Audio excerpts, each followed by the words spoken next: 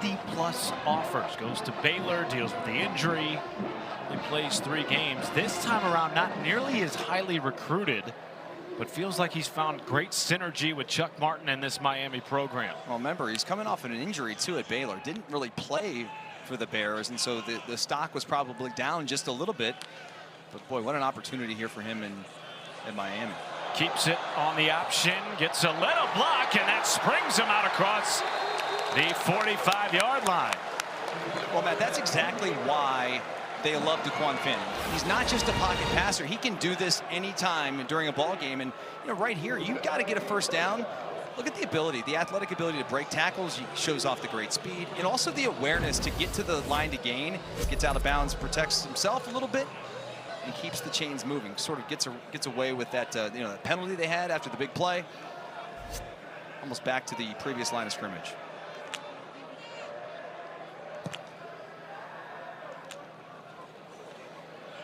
Screen drawn up for Kenny Tracy, and he is blown up immediately by Jaheim Joseph, the preseason all-conference safety.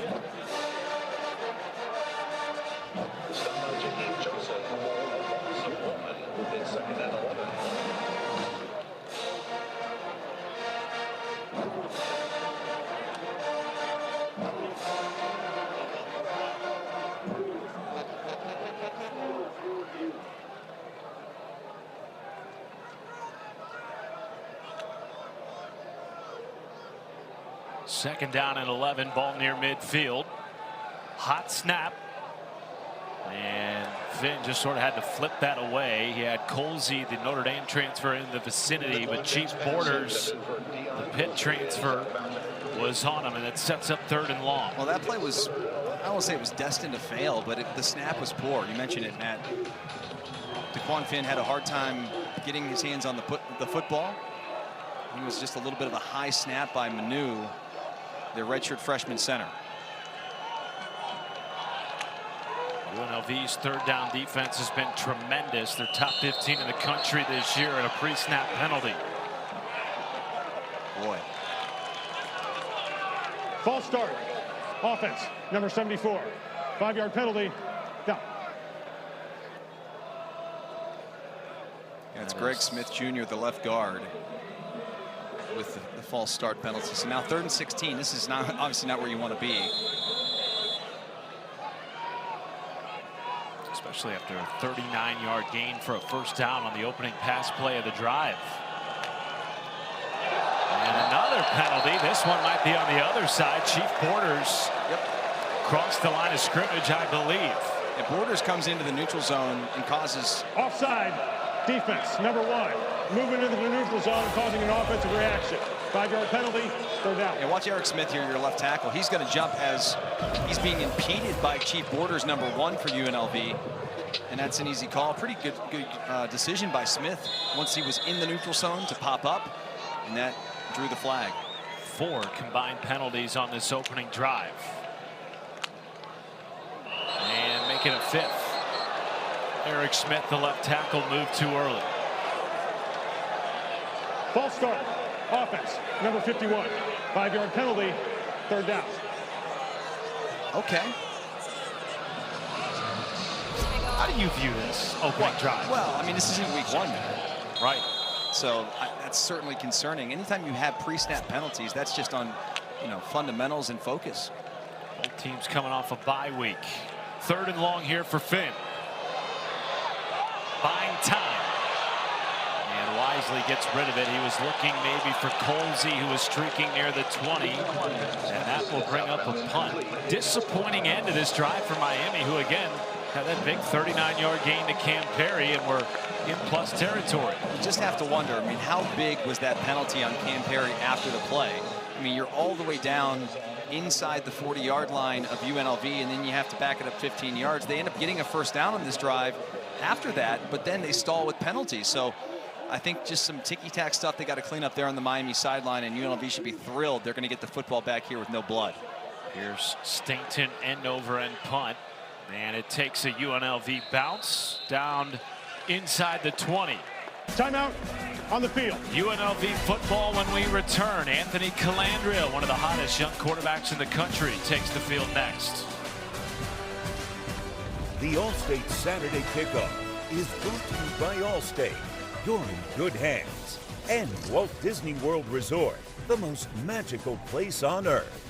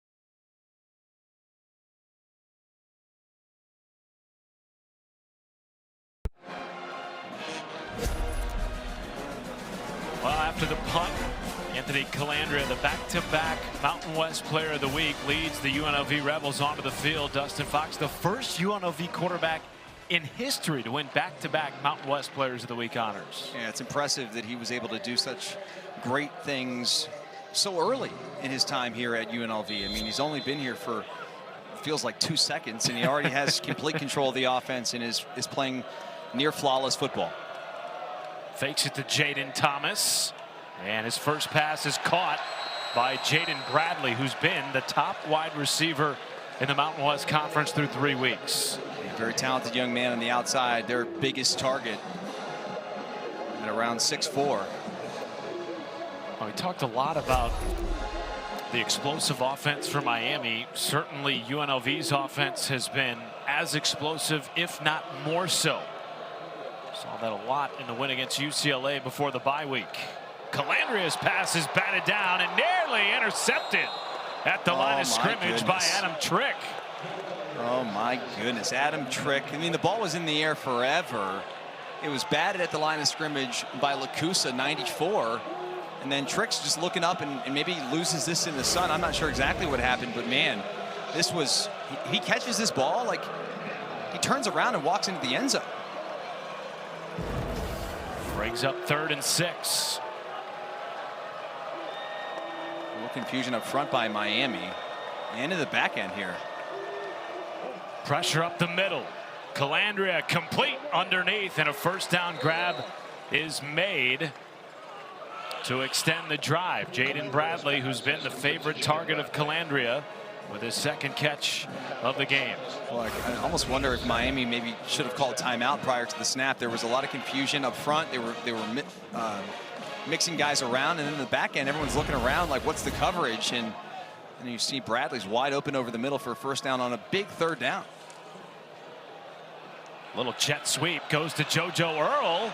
Earl is taken down in what could have been a much bigger gain. Coy Beasley made the stop. He had a lot of room to run on the outside. Love that call, getting the ball in the hands of your playmakers on the outside. JoJo Earl is one of those shifty guys. Can play the slot.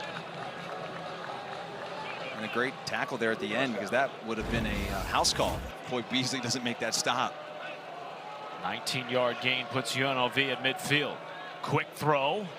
It goes to Dede Reynolds, Pitt transfer who began his career with Dan Mullen at Florida back in 2021. And that's one of the interesting things about this roster. They returned just 3 starters from last year on both sides of the ball, Dustin. But guys that have connections to Dan Mullen, whether they're from the state of Florida or played for Mullen years ago. Well, that's the sort of landscape of college football we live in, Matt, where coaches are all over the place. They've been at other programs, and now players, I mean, essentially have free agency every year. Calandria is intercepted. Corbin Hondrew down the sideline, and a pick wins it back for the Red Hawks.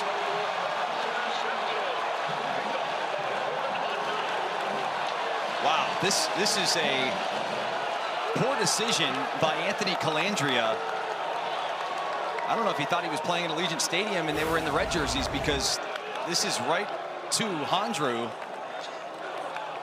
who almost looked like he was running the route on the outside. Let's see on the outside, just trying to find their tight end, Elksnies. Just the second interception of the year for Anthony Calandria, and excellent starting field position for Miami at the UNLV 30-yard line. Matt, it almost puts them right back where they were after the big play to Cam Perry prior to the penalty. Still have not seen Miami really attempt anything on the ground. Fake it to Tracy, who's wide open, makes the catch, and marches into the end zone. Miami with a touchdown, and the Red Hawks are in front.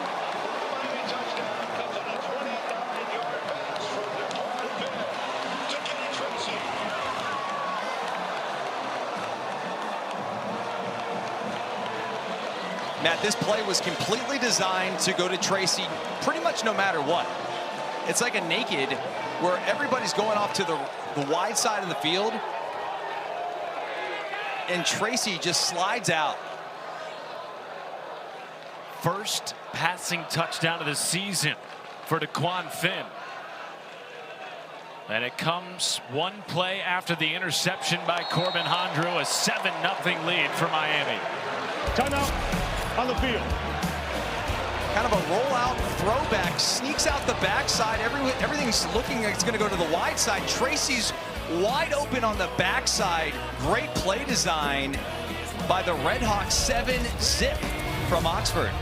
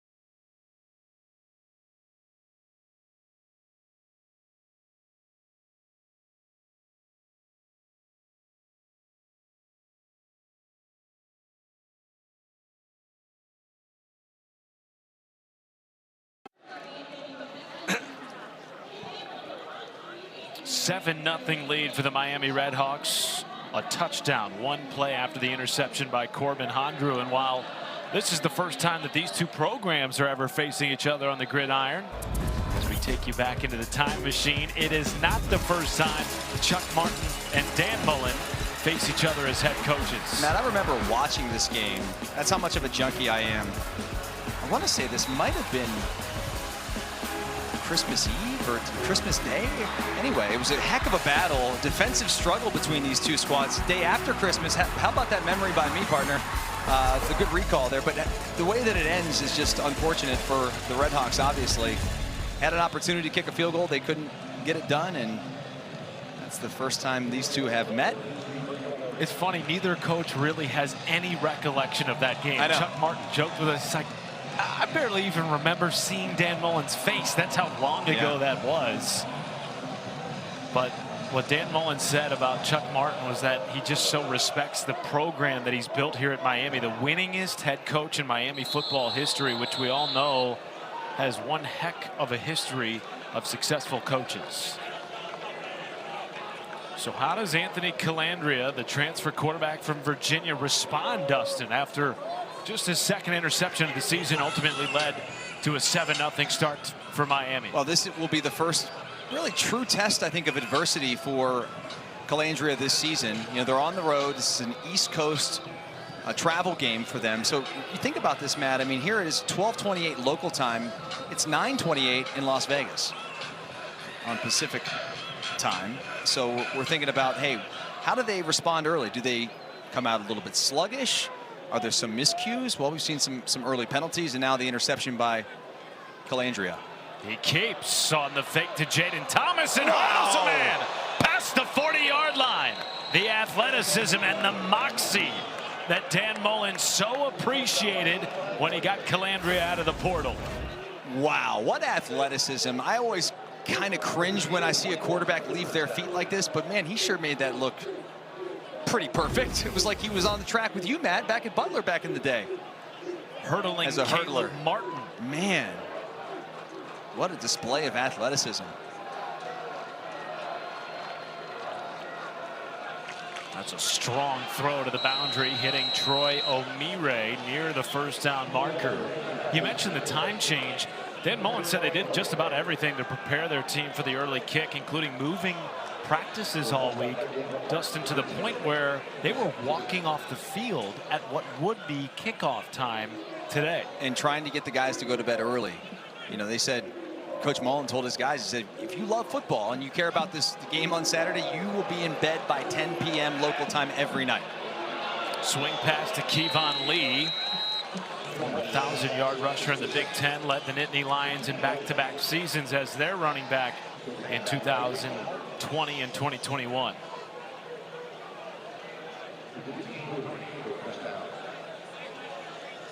It has been a great start for Dan Mullen, the first UNLV coach to start his career 3-0 since Tony Knapp back in 1976. A toss to Lee. That time strung out. No gain, maybe even a loss on the play. Now, the one thing you know about Chuck Martin's football teams throughout his tenure here at Miami is they're going to play good defense. They're going to be physical. They're going to play fundamentals. And we talked with Dan Mullen this week, Matt. He was telling us they don't do a lot in terms of schematically. You know, they don't show a lot of different looks. They sort of line up in vanilla looks, but they just play solid fundamental football. And Coach Mullen sort of respects that because he knows that those guys can play faster. Calandria thought about a deep shot and it's taken down. Sack in the backfield by Grant Lyons from the DN position.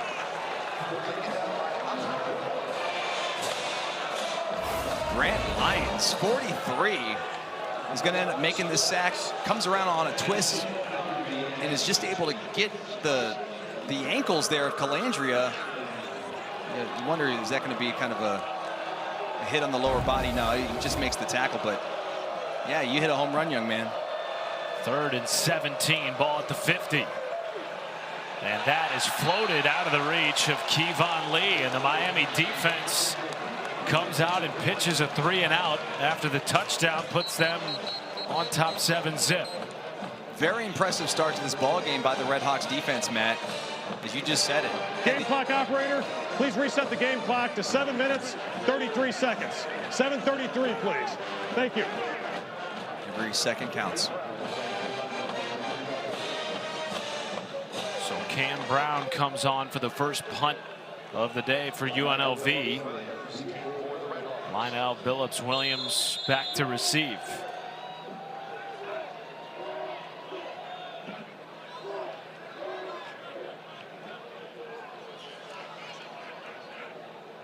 End over end kick, fair caught inside the 10.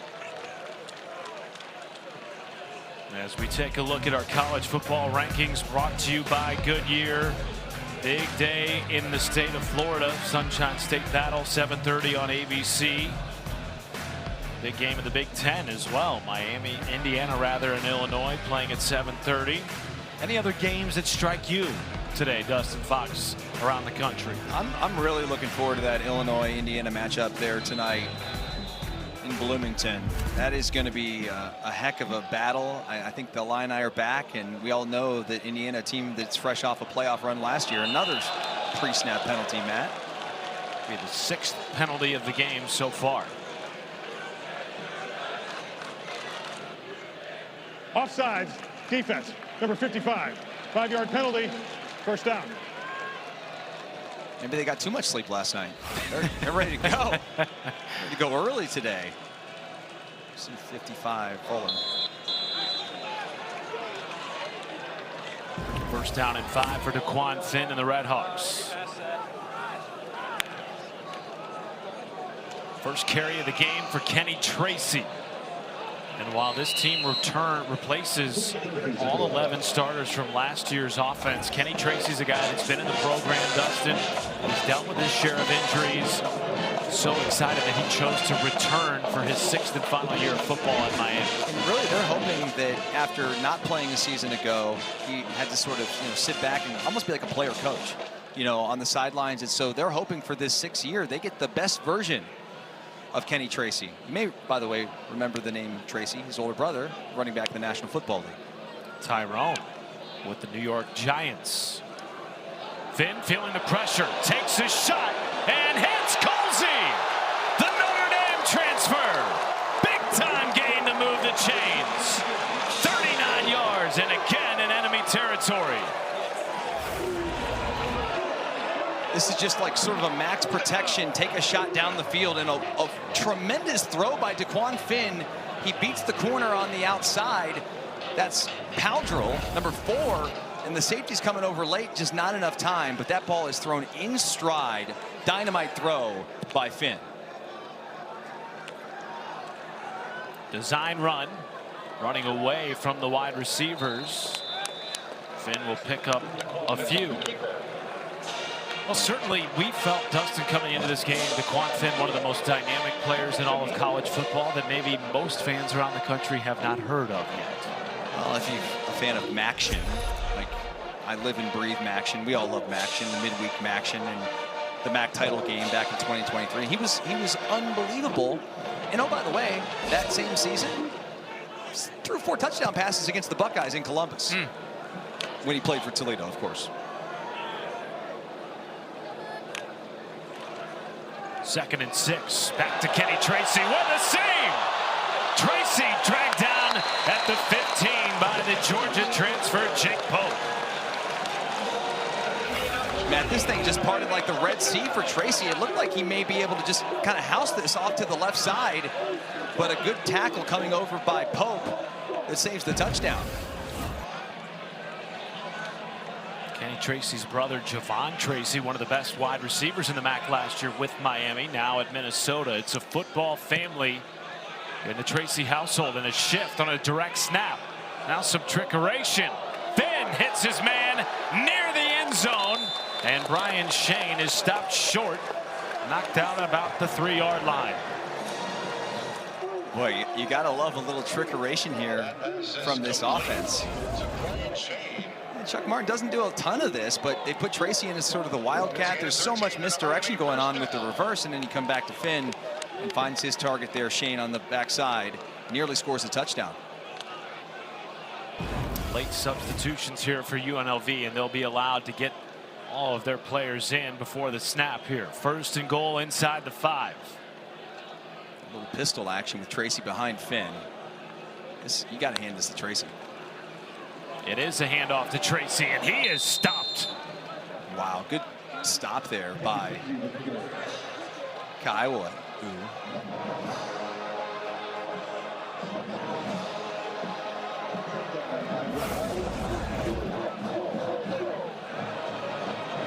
Camuella, 43 right there, makes the stop. Shoots his gun through the backfield. Tracy doesn't get anything on that 1st and goal.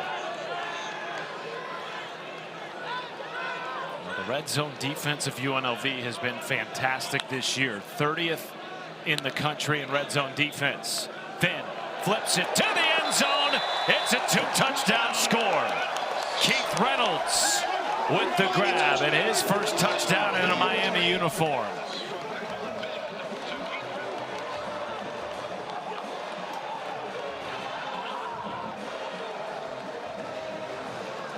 Matt, you couldn't ask for a better start to the home debut of DeQuan Finn here with the Miami Redhawks. I mean, this, again, they're testing early the eye discipline of the UNLV defenders in the back end. This is the 3rd play on this drive alone where the Rebels get caught looking in the backfield. They feel like everything's going the other direction.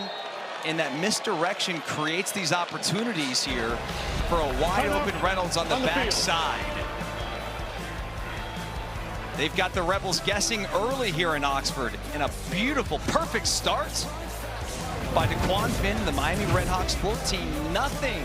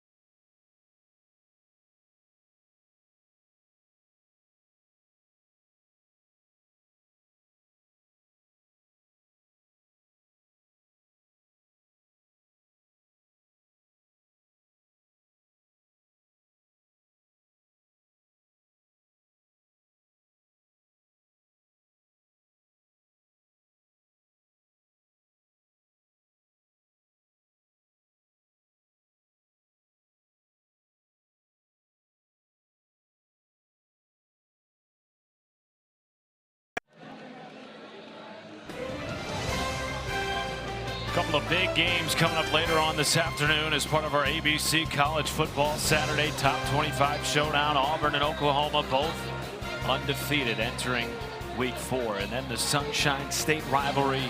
Florida feeling some desperation, taking on a very good and top 5 ranked Miami football team, all later on today on ABC. And of course the all new ESPN app. Matt Schumacher, Dustin Fox, as we welcome you back to Oxford, Ohio. Yager Stadium, maybe a surprise here. A 14-0 lead for Miami. Well, man, you think about it. I mean, it could be more. Miami had a huge explosive play to start the ball game, but ended up having to then punt after they were penalized and kind of had a rough start after that. But nonetheless, the Red Hawks offense had been red hot, and the UNLV Rebels are off to a bit of a slow start. Well, their numbers were a bit deceiving coming into this game, Dustin. We talked about it, playing 2 Big Ten teams. They averaged just 8.5 points per game over those first 2. Were shut out by Wisconsin. Chuck Martin, though, felt confident that his team was growing rapidly. Again, 11 new starters on offense to begin the year. First carry of the game to Jaden Thomas, who is top 5 in the country right now in yards per carry. And just to add to that point, Matt, they played 2 Big Ten opponents in the first couple of weeks. No one really knows what this Miami team is, okay? And not to mention, last week was a bye, so it's almost like Miami's sort of like starting their season fresh today from scratch. Home opener, they're not looking at the Big Ten losses as like real losses on their schedule. They're trying to win their conference. They're trying to do big things here in the Mid-American. First catch of the game to Tayshawn Lyons. One of a plethora of first-year transfers at UNLV. Oh, that's a great point, Dustin, because frankly, Chuck Martin did feel like both of those games were winnable games. They had it to 24-17 midway through the third quarter at Rutgers. The game sort of got away from them. This is a big measuring stick game for Chuck Martin against equal competition. Pick'em game for the folks out in the desert, as Calandria wiggles out near midfield.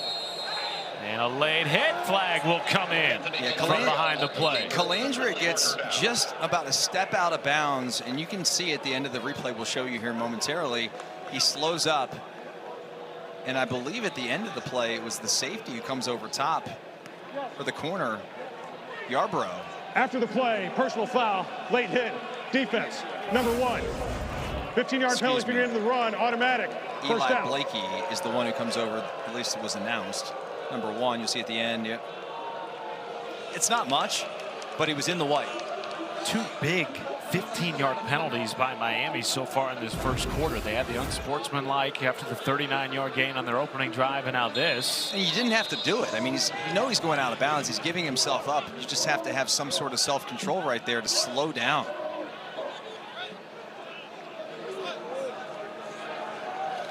Calandria decides to take off. He's slick. Dan Mullen told us he's one of the fastest players on the roster for UNLV this year. Yeah, it is kind of crazy to think about all the comparisons that we've heard this week, whether it be from Chuck Martin, whether it be from Dan Mullen at UNLV, whether it be just reading articles and preparing or talking to SIDs at both schools. You've heard the likes of Tim Tebow, Johnny Manziel, Baker Mayfield, Brett Favre, Lamar Jackson. Like, I mean, all of these names have been thrown around, and all those players were tremendous college football players, some awesome in the pros as well. Calandria sets his feet, takes a shot to the end zone. He was looking for Tayshawn Lyons, who got held up by Caleb Martin out in coverage. I think it was a bit of a read route on the outside, and it looked like Calandria thought he was going to take it off on a go ball. Instead, he broke off the route a little bit early there, and he lived to fight another down. And that's been part of his maturation as well at UNLV. You talked about some of the interception struggles last year at Virginia. I feel like he has really matured in terms of his decision making this year so far at UNLV. 2nd and 10. Directing traffic. And somehow completes the pass to Jalen Glover, the Utah transfer, to make it a 3rd and manageable. That was just an old school, kind of like playing in the backyard type of play. Calandria makes a lot of those improvised plays when he gets outside the pocket. Okay.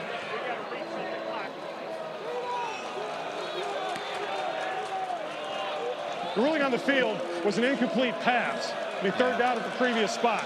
it was illegal. It would be illegal touching because he was out of bounds, comes back in, can't be the first player to touch it. Game clock operator. And he was not forced please out reset of the game bounds. Went clock out to on his 1 own. minute, 5 seconds. That's- 105. That's the difference. We've got the officials clearing up some things there with the clock. So that will negate the completion on 2nd down and puts him in 3rd and 10, Matt. Instead of 3rd and 4. Big difference. And they're just right on the cusp, Matt, of their field goal kicker's range where they feel confident. And Vallejo.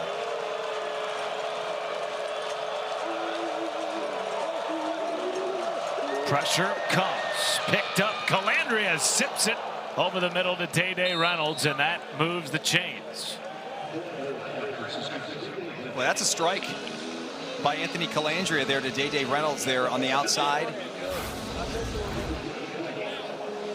Kind of working down the seam on a bang 8. That's just kind of a skinny post between that 12 to 15-yard range where he breaks it off, and that ball's thrown right as he's breaking out down the hash marks. Terrific throw and catch on a huge 3rd down conversion. Calandria floating to the end zone, and Bradley overshot him. Bradley was wide open by about 3 steps before he crossed the goal line, and he's got a defender 2 yards behind him, and that ball just sails.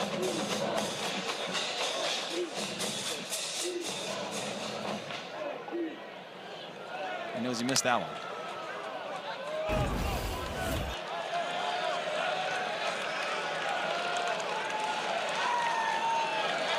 Five wide on 2nd and 10.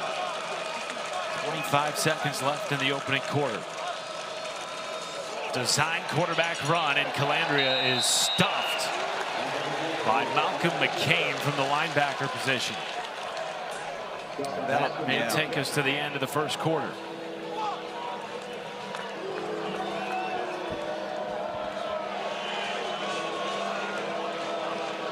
And indeed it will. First time this year UNLV has trailed by 2 touchdowns. That's the end of the 1st quarter. They did trail 10-zip at the end of the 1st quarter against Idaho State in their opener. Came back to win that game. Big 3rd down looming in Oxford. An interception early for Miami, and 2 touchdown drives led by DeQuan Finn. 14-zip Redhawks.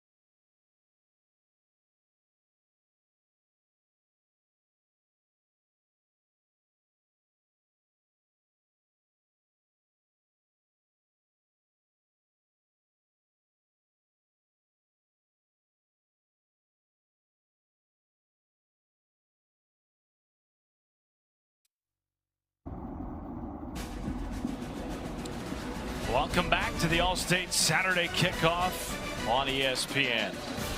Gorgeous campus in Oxford, Ohio, home to the Miami Redhawks on top 14-7 as we start the second quarter.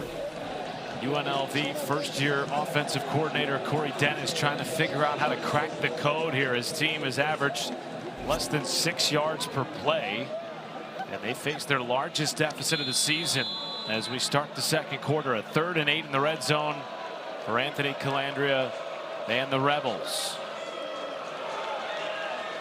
Calandria escapes and is crunched at the 10-yard line. And you would think here the kick unit would come onto the field for UNLV, and they will. Yeah, there's no question you have to take the points here.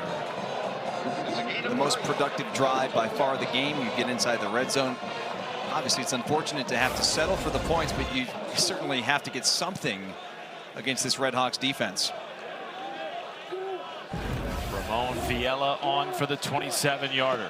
Think about it, Matt. He just missed Bradley on that one where he was wide open in the end zone. Think about how different this drive could have looked. And Viella puts it through. First score of the game for UNLV. A 14-3 lead for Miami. We'll be right back from Oxford after this.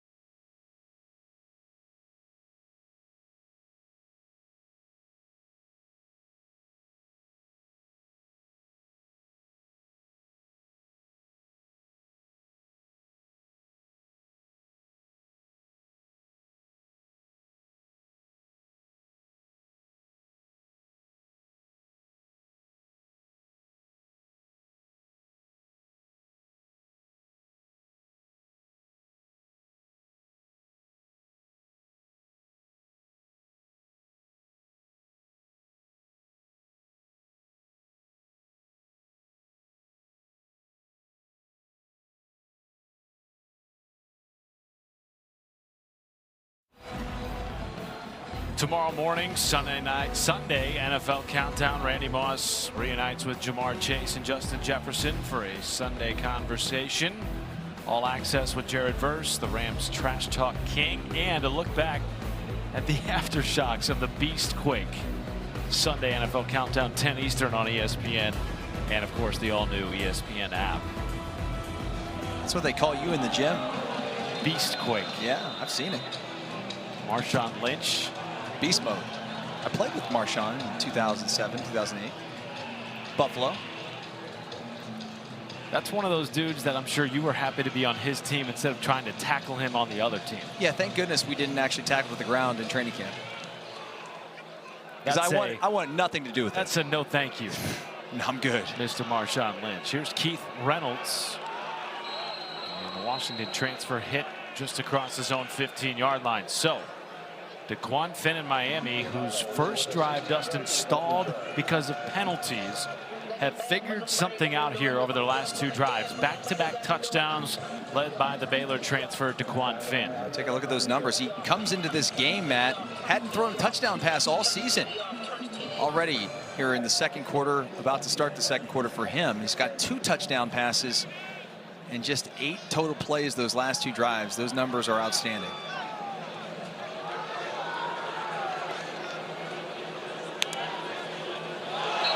And the 8th penalty of this first half.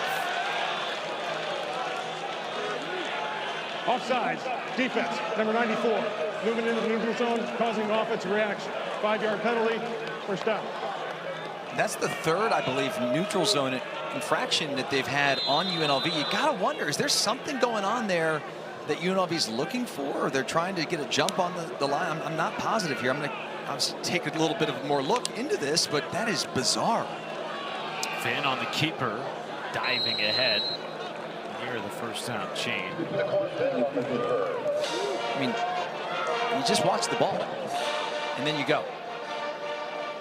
I guess you got to give kudos maybe to Miami, whatever they're doing with their snap counts, but man, they've gotten 15 free yards. Pat Welsh, longtime offensive coordinator for Chuck Martin, has had explosive offenses here in the past. Of course, replacing their 6th-year quarterback, Brett Gabbert. It's a new era of Miami football with DeQuan Finn at the helm. Kenny Tracy does move the chains for a first down.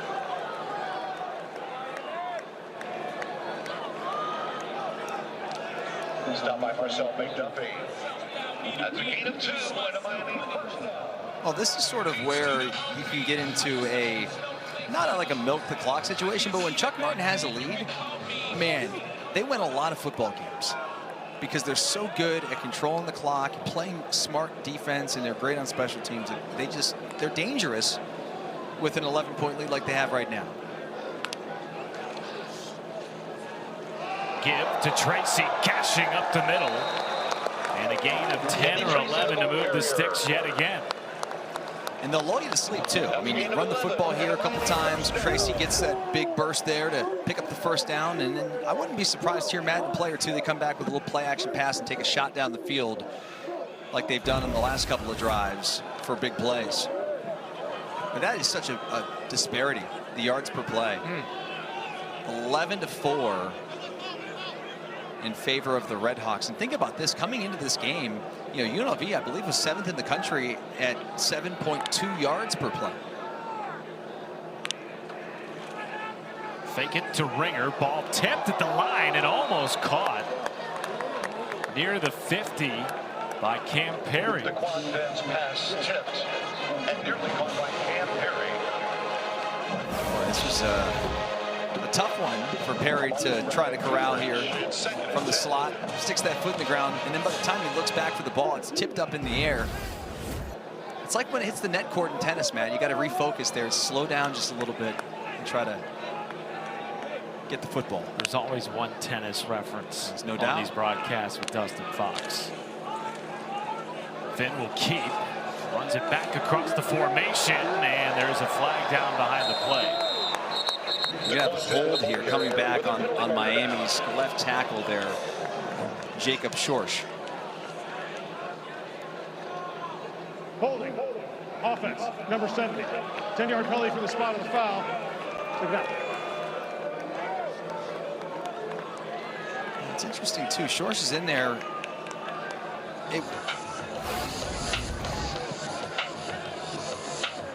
Let's see, 70. It's at the end of the play. He's got the whole jersey there of the defender. I believe it was Amaris Brown who was trying. Amaris Brown is trying to make the stop. Schorsch has been rotating with Eric Smith at left tackle. Schorsch, of course, a redshirt freshman, did not play last year for Miami. 2nd and 17. Finn, check down. And Tracy is corralled DeQuan Finn's pass is complete to by Kenny Isaiah Tracy. Patterson. Big 3rd down here for this UNLV defense.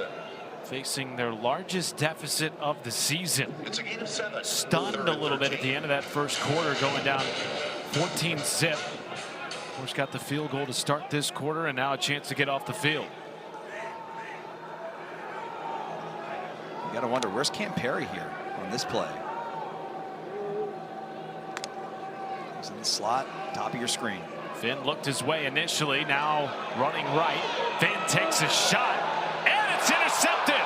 Picked off at the 25 by Amaris Brown. And he's got room to run. There goes Brown, all the way to the end zone. His second pick six of the season. And more importantly, DeQuan Finn, I believe, is down on the field and was down the entire play. After the interception was thrown, took a big-time shot, and tense moments here in Oxford, as obviously a great play by Brown, the pick six, but I'm sure everyone very concerned. DeQuan Finn down on the ground right now. And that was a shot to the lower body as Finn was stepping into his throw. Finn, the biggest pickup this year for Chuck Martin.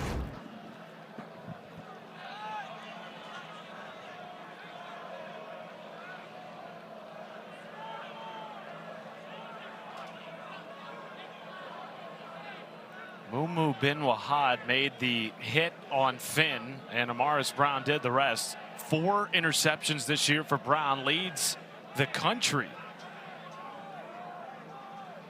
But obviously, if you're a Miami fan, all eyes on the 30-yard line at the moment, as DeQuan Finn remains down.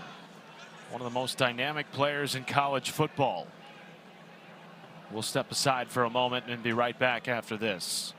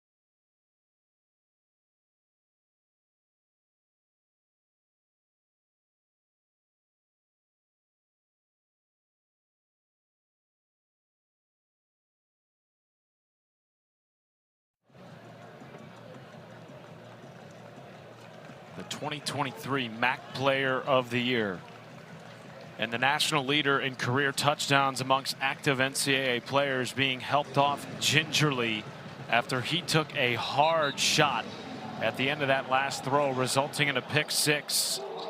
And the dynamic of this game has changed entirely, not just because of the score, but because of the potential future of DeQuan Finn. As we get another look at this last play, Dustin Fox, he remained on the ground 5 to 10 minutes after this hit.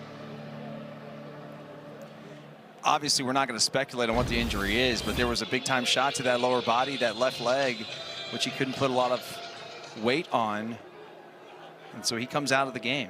And, man, you hope the young man's able to come back, but the way he walked off, didn't walk off the field, but he was helped off the field, would certainly lead to some concern that his status is in doubt.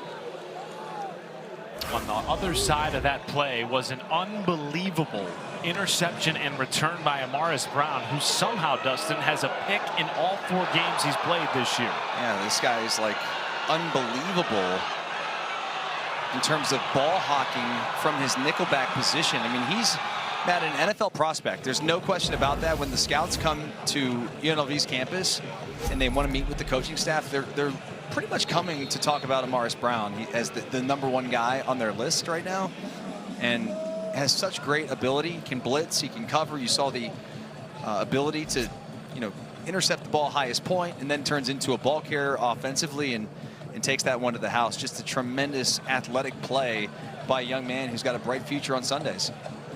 Was the Mountain West Defensive Player of the Week after the win against UCLA. Game in which UNLV really dominated until the very end. A late charge by the Bruins, fended off by this UNLV defense. Now all of a sudden, Dan Mullen's team, who trailed 14-0, right back in this game.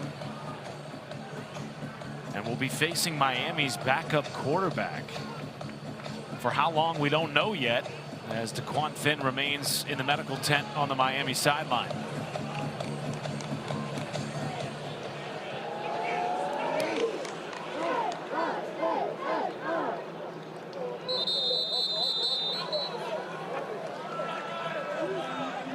And so Hank Hessen will take over the controls for this Miami team. And he's a young man that Dustin has played in 10 games throughout his career. Just 30 pass attempts, 1 touchdown, no picks. Got some mop-up time last year when this team had large leads, filling in for Brett Gabbert. Yeah, but certainly the offense is going to dip dramatically in terms of the playbook, the size, the things that he can do, not just with his arm, but with his legs. Finn brings such an added element to this offense that he's going to be missed. For how long, we don't know. First play goes to Kenny Tracy. Ripped off a couple of 10-yard gains on their last drive. And you got to think running the football will be a big part of Chuck Martin's plan the rest of this first half. You sort of have to scrap the playbook going into the game, like the game plan, right? I mean, you have all these things lined up for DeQuan Finn. You saw how much misdirection did we have on that opening drive and then on their second touchdown drive. And I'm not saying that Hessen's not capable. Clearly he's fifth-year guy, senior, and all those things. But man, to be forced into a game, the biggest matchup of the year, that's tough duty. Chris Manu, their starting center, is down after the play. Game clock operator, please reset the game clock to 10 minutes, 3 seconds. 10:03, please.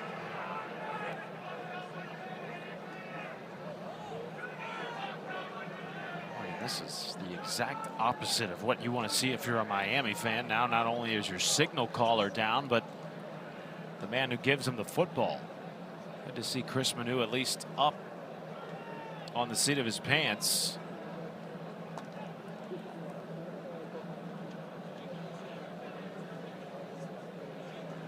Might have gotten rolled up in the pileup after the run by Kenny Tracy. Here's another look at it.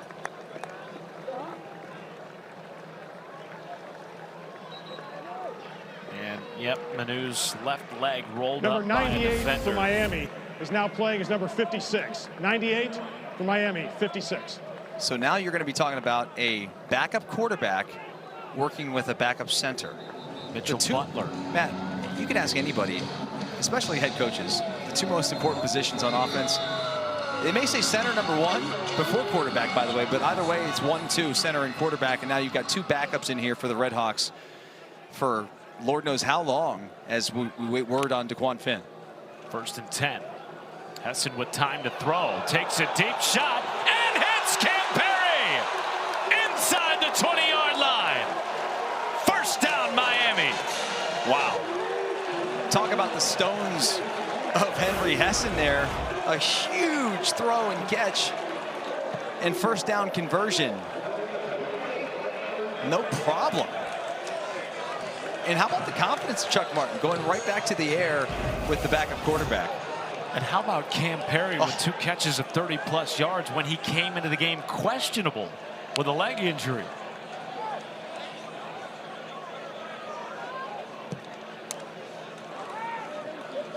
Kenny Tracy wrapped up by the preseason all-conference defensive tackle Jalen Lee.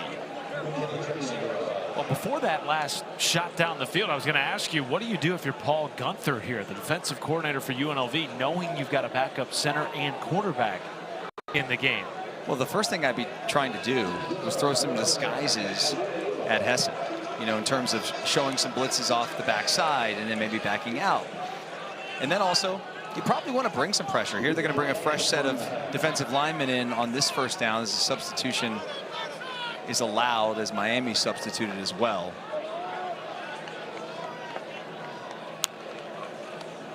Hessen rolling the pocket, takes a hit. That was nearly intercepted. Guess who? It's Brown. What can Brown do for you? Has the interception, pick 6 on the last drive, and right there, big time pass breakup that sets up a 3rd and 9. And there's Paul Guenther, the defensive coordinator. I'm sure there's folks here watching this game that are very familiar with Paul Guenther, the former defensive coordinator of the Cincinnati Bengals for many, many seasons. And more recently, the Las Vegas Raiders. With Marvin Lewis in the mid-2010s. 3rd down and 9.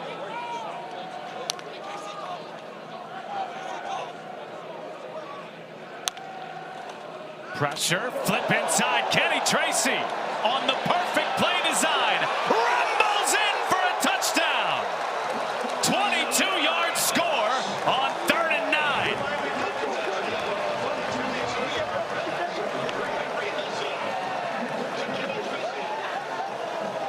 Well, 2 guys that are not going to get the credit in the box score today are going to be the quarterback, Henry Hessen, who takes the brunt of this play, and then the block of Deion Colzie 4 at the end of the play down the field. Look at that block all the way into the sideline that allows Tracy to then find the end zone.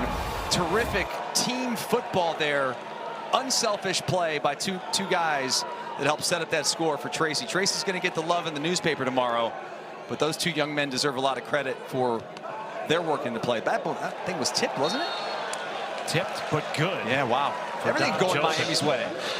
How about this response? Your starting quarterback goes down. Your starting center goes down. And Henry Hessen with a 40-yard completion and then a pitch to Kenny Tracy. And Miami gains back some momentum, up 21-10.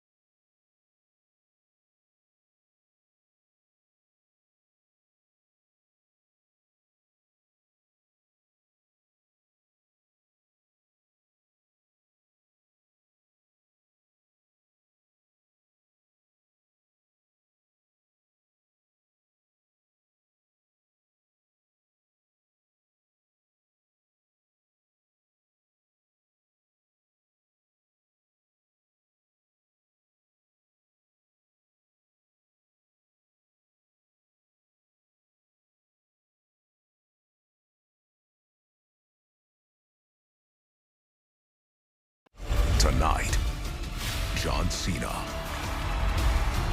Brock Lesnar.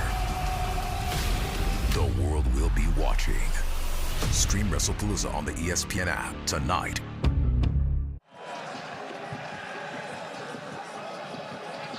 Well, after DeQuan Finn's apparent injury, Chris Manu, their starting center, goes down. Henry Hessen comes in, and all he does, Dustin Fox, is lead a touchdown drive, capped off by Kenny Tracy. You were wondering maybe how do they respond to the DeQuan Finn injury? Do they go conservative, which they kind of appeared to do the first 2 plays of the drive, and then on a huge third down, take the shot down the field to their star wide receiver, Cam Perry, who makes a great adjustment, shows great speed, and Hessen steps in, no problem. Say this, Matt, dangerous territory for UNLV. The largest deficit they've had this season was the 14 points they were just down when they were down 14-0. The only other time they were down is the 10 points earlier this season. Jalen Glover with all kinds of effort to get it near the 20-yard line. Well, and Dan Mullen told us his biggest concern coming into this game was the fact that he didn't want to be the team to allow Miami to get their season rolling. In years past, Chuck Martin has faced a ridiculously tough non-conference schedule. They've started slow historically and caught fire during MAC play. They're hoping they catch fire today against UNLV. Yeah, especially last year, the 1-4 start, and they finish 8-1 and get to the MAC title game, fall short obviously to the Bobcats, but they are notorious for turning it on when they start to play in the Mid-American Conference. Delandria with a 5-yard gain, tackled by Silas Walters, the former walk-on turned scholarship safety.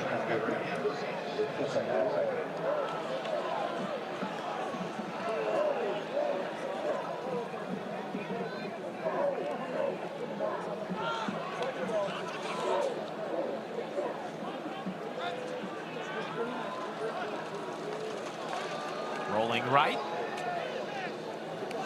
Calandria's pass caught for a first down by Troy O'Meara.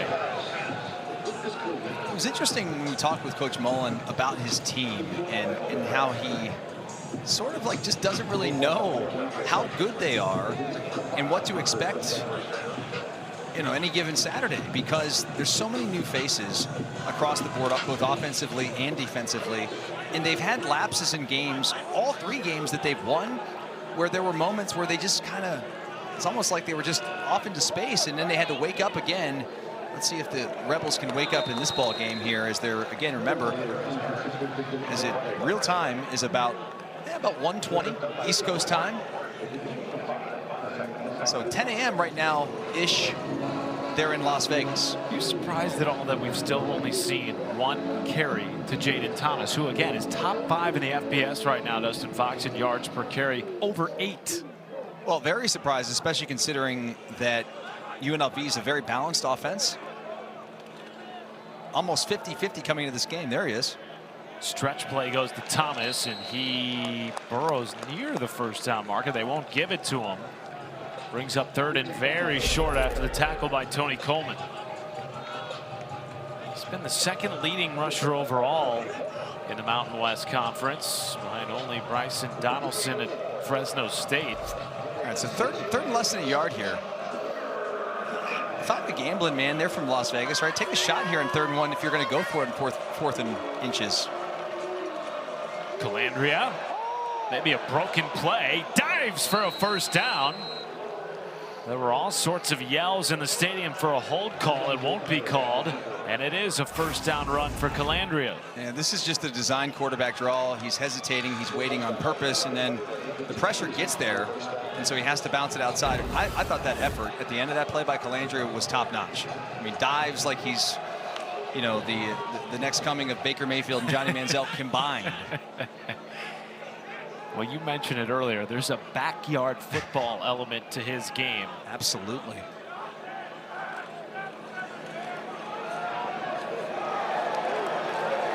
And that was a trick play for UNLV. Gail Ochoa with the direct snap.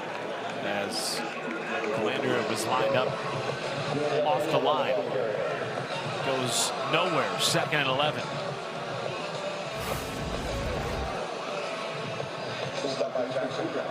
Calandria's right there in the slot, kind of as a little bit of a decoy.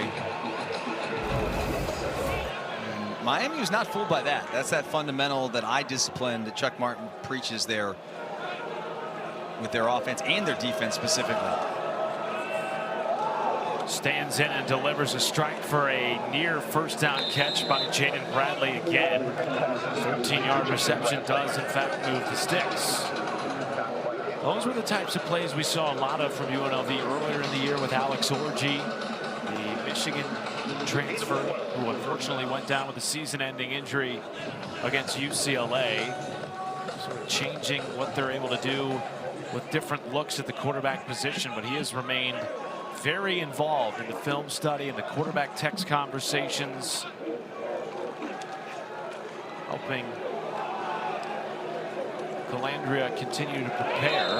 Late hit there. Yeah, Since there Thomas it into the bench, and the flag does come onto the field. Good call, partner. Thomas is out of bounds. Late hit comes in by Joby.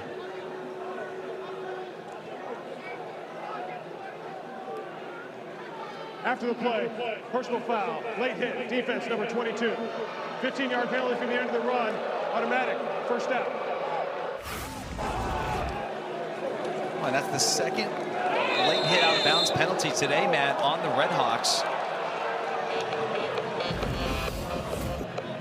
By Job is the one who gets called there.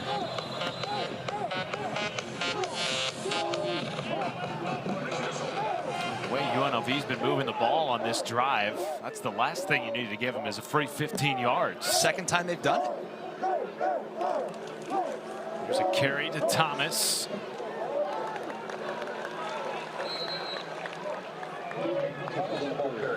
The lone returning skill starter from last year's team, and of course his first-year offensive coordinator Corey Dennis raved about him in our meeting, not just because he's a home run threat, but because of the way he prepares for each game. Decided to come back this year because of how close UNLV was last season to the college football playoff. One game away.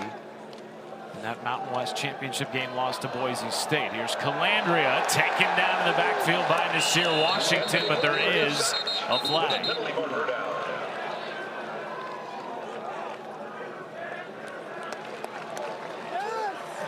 Do they accept the penalty?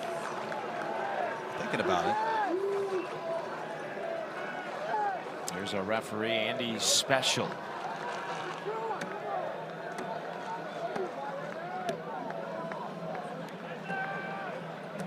Holding, offense, number 66.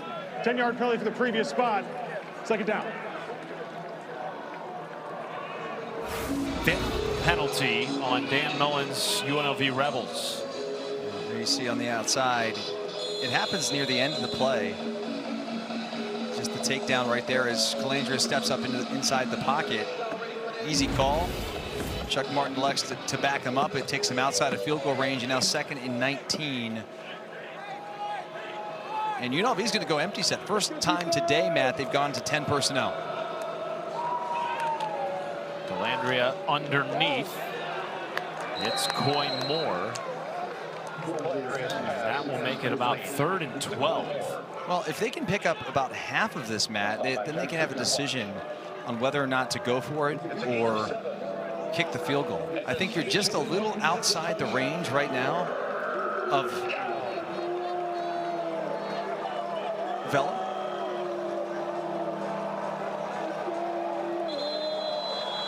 And we're going to have a timeout. This is the 2-minute timeout. 2-minute timeout takes us to our final break before halftime. A gorgeous Saturday for football in Oxford.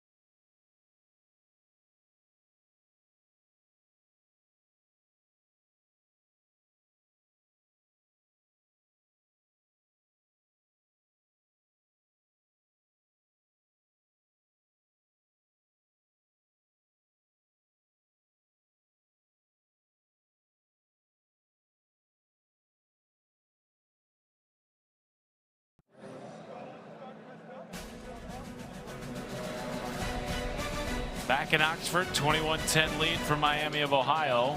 Matt Schumacher, the former Ohio State Buckeye, Dustin Fox. 3rd and 12 here for UNLV. Ball spotted on the 35-yard line. Right on the edge of Dan Mullen's field goal kicker's range. Ramon Viella has hit from 50. How do you look at these next 2 plays? It's really interesting because I feel like if you are somehow able to pick up 5-6 yards here, you put yourself in a spot to potentially kick it. I think it's just a little outside his range right now. Calandria overshot his man, Jaden Bradley. And now this is an interesting spot because you are on the outside of his range. Well, you're not punting the ball here. You're not punting here. No. There's not much you can gain in terms of field position by punting. So you're either going to go for this or you're going to take the long kick, which is we're at the 36, so about 53. They've been good this year, Matt, on 4th downs, 3 for 3, and they roll the dice. As so many do out at Vegas. 3rd and 12, make it 4th and 12 to keep the drive alive. Calandria running away from trouble, looking for a block. Will not get it, and instead it's Adam Trick with a hard hit out of bounds and a turnover on downs forced by Miami.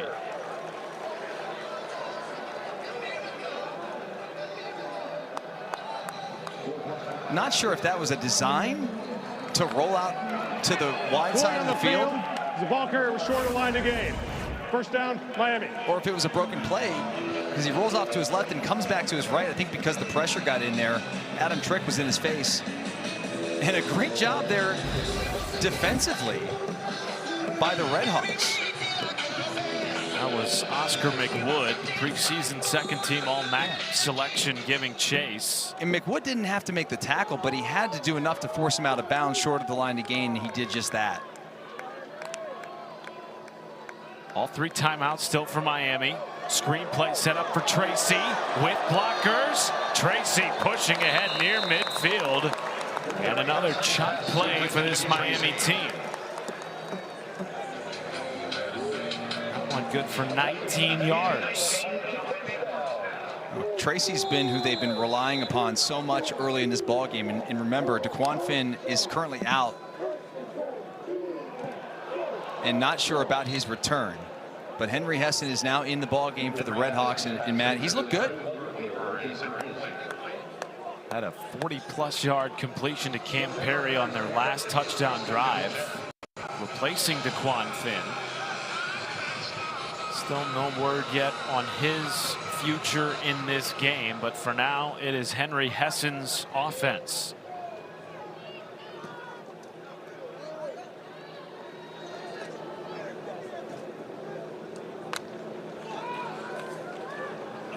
Hessen buying time, takes a shot and almost hit Cole Weaver on a diving attempt coming back to the ball. Brings up 3rd and 10. And so a big opportunity here, Matt, for UNLV's defense to potentially get off the field. And because the incomplete pass, they still have all 3 of their timeouts. The other thing to note, Chris Manu also not back into the game at center. It is still the backup center, Mitchell Butler. And remember, UNLV will get the ball to start the 2nd half. So if they could somehow find a way to get the ball back and get points, that'd be huge. Carry goes to Josh Ringer, former Mr. Indiana football, and a timeout taken by Dan Mullen.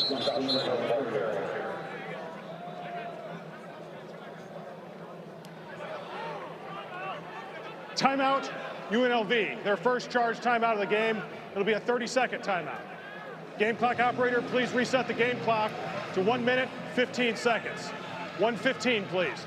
Well, our Week 3 Monday Night Football matchup features a couple of 1-1 teams, Lamar Jackson and Derrick Henry. Of course, the Baltimore Ravens host Jared Goff, Jahmyr Gibbs among Ross St. Brown and the Lions. That's 8 Eastern, 5 Pacific on ABC, ESPN, ESPN Deportes, and the all-new ESPN app with Peyton and Eli. Once again on ESPN2. Coverage kicks off with Scott Van Pelt and the Monday Night Countdown crew in Baltimore, beginning at 6 Eastern. It's a look at John Harbaugh, a member of the Cradle of Coaches here at Miami. You got to think at some point Chuck Martin's statue is going to join that group down there. And you can make the argument it should be the biggest statue. The winningest head coach in Miami history and the two-time National Coach of the Year, playing with a lead in their home opener against UNLV. And this might make him change his mind about punting the football. We'll see what the penalty is. Another neutral zone infraction, I believe. Offside. Defense, number 54 with contact. 5-yard penalty results in a first down. Wow. Costly penalty. If my math is correct, Matt, is that the 4th neutral zone infraction by the Rebels? One of the most penalized teams in the country this year, and Dan Mullins talked about it. He said, you know, it's a give and take. You don't want to be giving away free plays, but you also want to play aggressively in this first half. It's hurt them. It's also just not smart. It's 4th and 5. You're at the 45-yard line. It's punt safe. There's no reason to rush. Fresh set of downs for Miami, who still has all 3 of its timeouts. Kenny Tracy on the carry.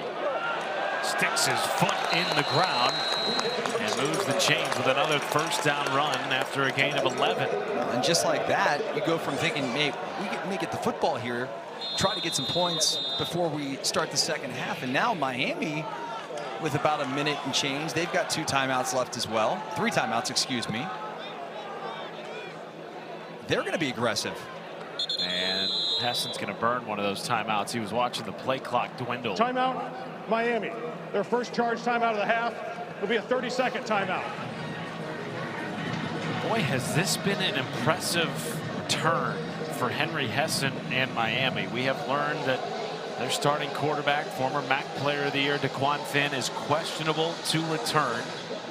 For now, these next 55 seconds are Henry Hessen's. 2 timeouts to work with. Ball inside the 35. Foxy, how do you look at these next near 60 seconds to close the half?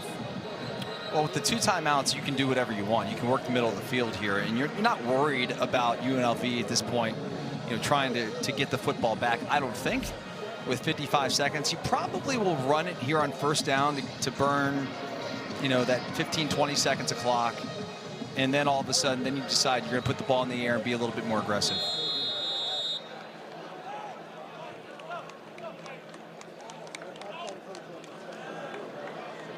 First and 10. Play action. Sipped over the middle on a slant to Cam Perry. And that is enough to move the chains. 15th first down of the first half for Miami, who entered the game with 21 total through their first 2 games. And here comes the hurry up now with Miami, saving those final 2 timeouts. Hessen buying time. Now directing traffic. Just got it out of bounds, saving a timeout. 36 seconds left in the first half. If I'm UNLV, I'm trying to get some pressure here and trying to force a sack. You want to make this field goal attempt if they, you know, get to 4th down and have to attempt a field goal. We want to make it a little bit more difficult for Dom Jobin, the kicker for Miami.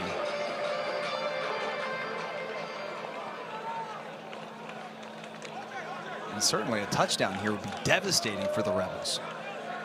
They do get the football to start the second half. They almost jumped again, Matt.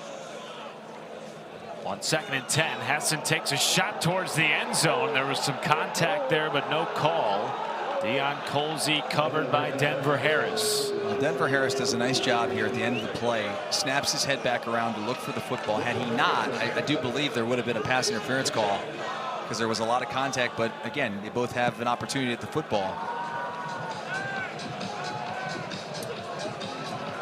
Well, we saw both Miami kickers, Kellen McLaughlin and Dom Jobin, hitting from beyond 50 pregame. So this ball well within their range. 3rd and 10. Pressure. Hessen stands in the pocket and delivers a ball behind Cam Perry. And now the kick unit will come onto the field, and it is Dom Jobin. Some pretty good pressure there inside, too, by UNLV that forces the throw to be a little bit off. Chief Borders, #1, is the one with the pressure. 40-yard field goal attempt for Dom Jobin.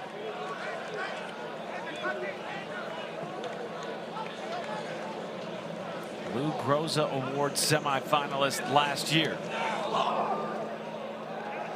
And he splits the uprights to extend the lead for Miami, a 14-point advantage to the Redhawks. And really, they end up with 3 points on that drive that they shouldn't have had, because UNLV jumps off sides on 4th and 5 when they didn't have to do it. So they said, okay, here's the free 3 points. And now you're at a 24-10 ball game. Now, fortunately enough for UNLV, they've got 24 seconds. They've got 2 timeouts. I think they'll try to, on 1st and 2nd down here, to move the ball a little bit and see if you can have an opportunity to keep pushing the ball and maybe get your field goal kicker out on there for an attempt. But nonetheless, they do get the ball to start the 2nd half. And that's a throwback Big Ben jersey. Love that. History not only of great coaches, but strong quarterback play at this university.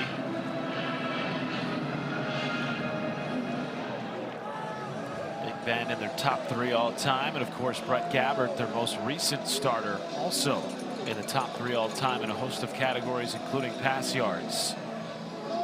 Quarterback is the concern right now for Miami going forward, regardless of how this game finishes. What is the status of DeQuan Finn? Certainly that will be on the back of everyone's minds here at Yager Stadium. But for now, a 24-10 lead. How aggressive do the Rebels get on this next drive with 24 seconds left in the first half?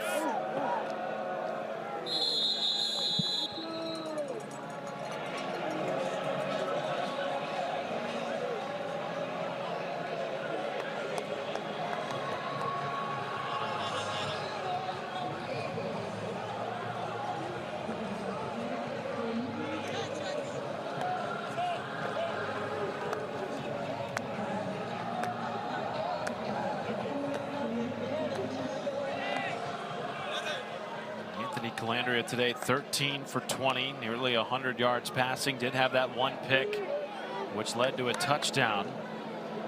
His 9 rushes leads the team. Under pressure, and he is sacked for the 2nd time this afternoon. Nasir Washington with the takedown. Timeout, Miami. Their 2nd charge timeout of the half will be a 30-second timeout. Interesting. Miami calls timeout here just to kind of think about it a little bit. Think about it a little bit. He's like, we just sacked you. We're trying to be aggressive, and now we got you backed up here. And what he's really doing here is he's challenging them to say, are you going to continue to go for this? Because if they do, you never know what can happen. You could maybe force a punt. You could go after the punt, try to block it. All kinds of crazy things could happen in the final 18 seconds here. This Chuck is all over it. That was not a split-second decision by him. That was premeditated. He's really good about time management in these situations. And he is a special teams guru. And his team's near the tops of the conference every single year. Landria dumps it down. Washington giving chase. And that will stop the clock as Eli Blakey made the hit. Brings up 3rd down. Best case scenario right there for Miami. They get to save a timeout. 3rd and 12.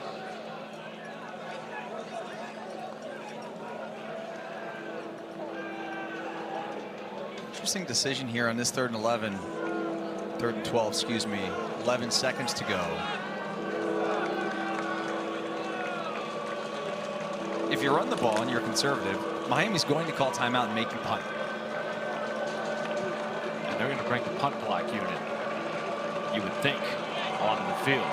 Should it get to that point. 3 seconds on the play clock. And it's a swing pass dropped by Chet Thomas. And now they have to punt it. 7 seconds left in the opening half. And the punt unit will come onto the field for UNLV.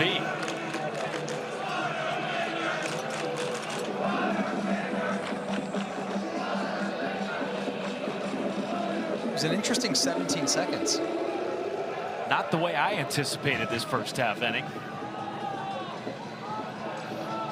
I think it's a first half that Dan Mullen would just like to forget and get in there and regroup with his guys. You see Miami going after that. Good punt by Cam Brown. That will wind us all the way down to the end of the first half. Despite an injury, the starting quarterback DeQuan Finn and starting center Chris Manu. That's the end of the first half. Miami with a 14-point lead, largest deficit of the season so far for Dan Mullen's team in their first trip to Oxford, Ohio in program history. They will get the football to start the second half, but the Miami Redhawks with some explosive plays in the first half. 2-touchdown lead at the break.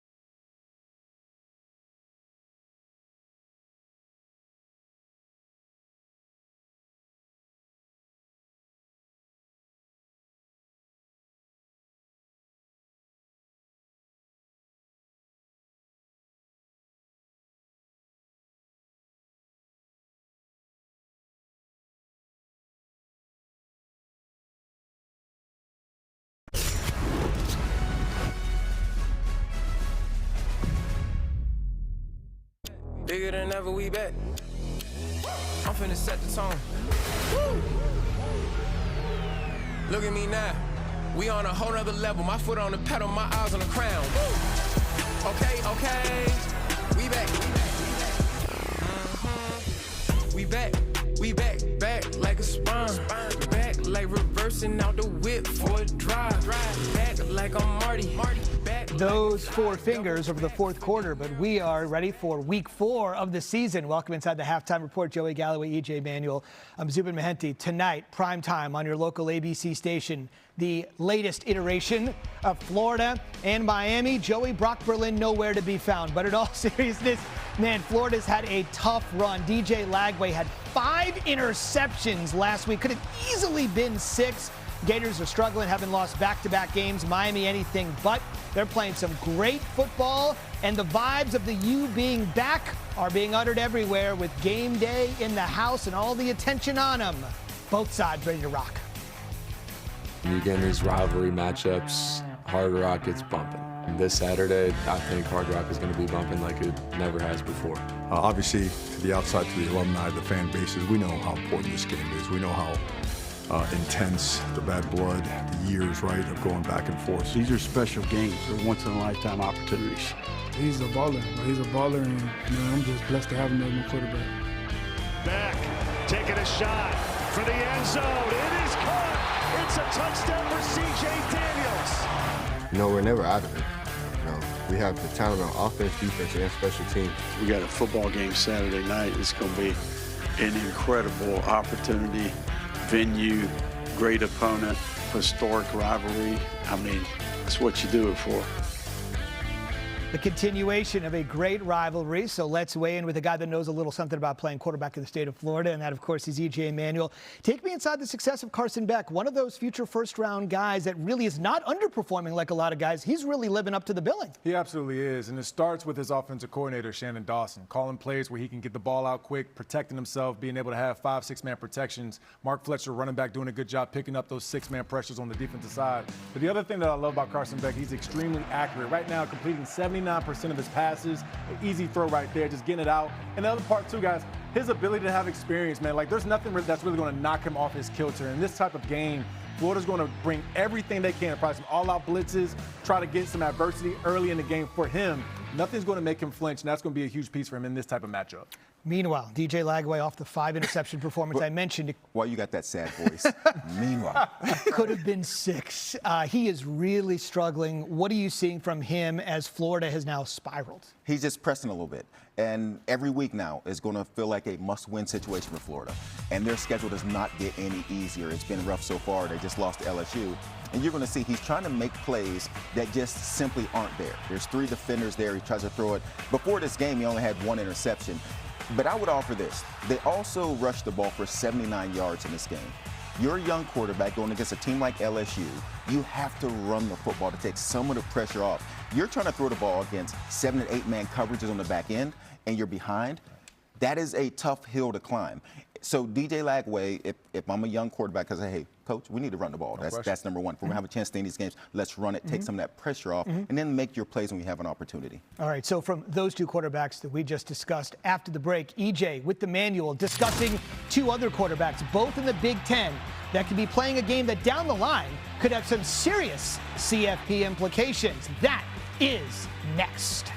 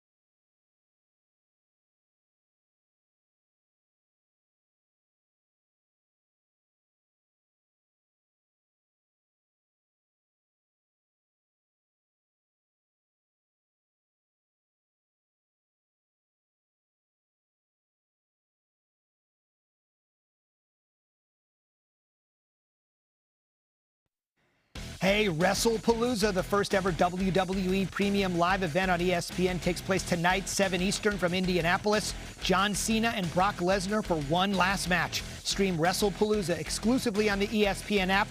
And with the ESPN Unlimited plan, sign up or log in with your TV provider. Get the ESPN app to unlock your access. Number 19 Indiana hosting number 9 Illinois. This will be the 75th meeting in this series history, but just the second time that both teams have been ranked at the same time of the game. We don't just beat top 25 teams, we beat the shit out of them. Okay! Google here! Johnson scores! This IU team's rolling and people are loving it.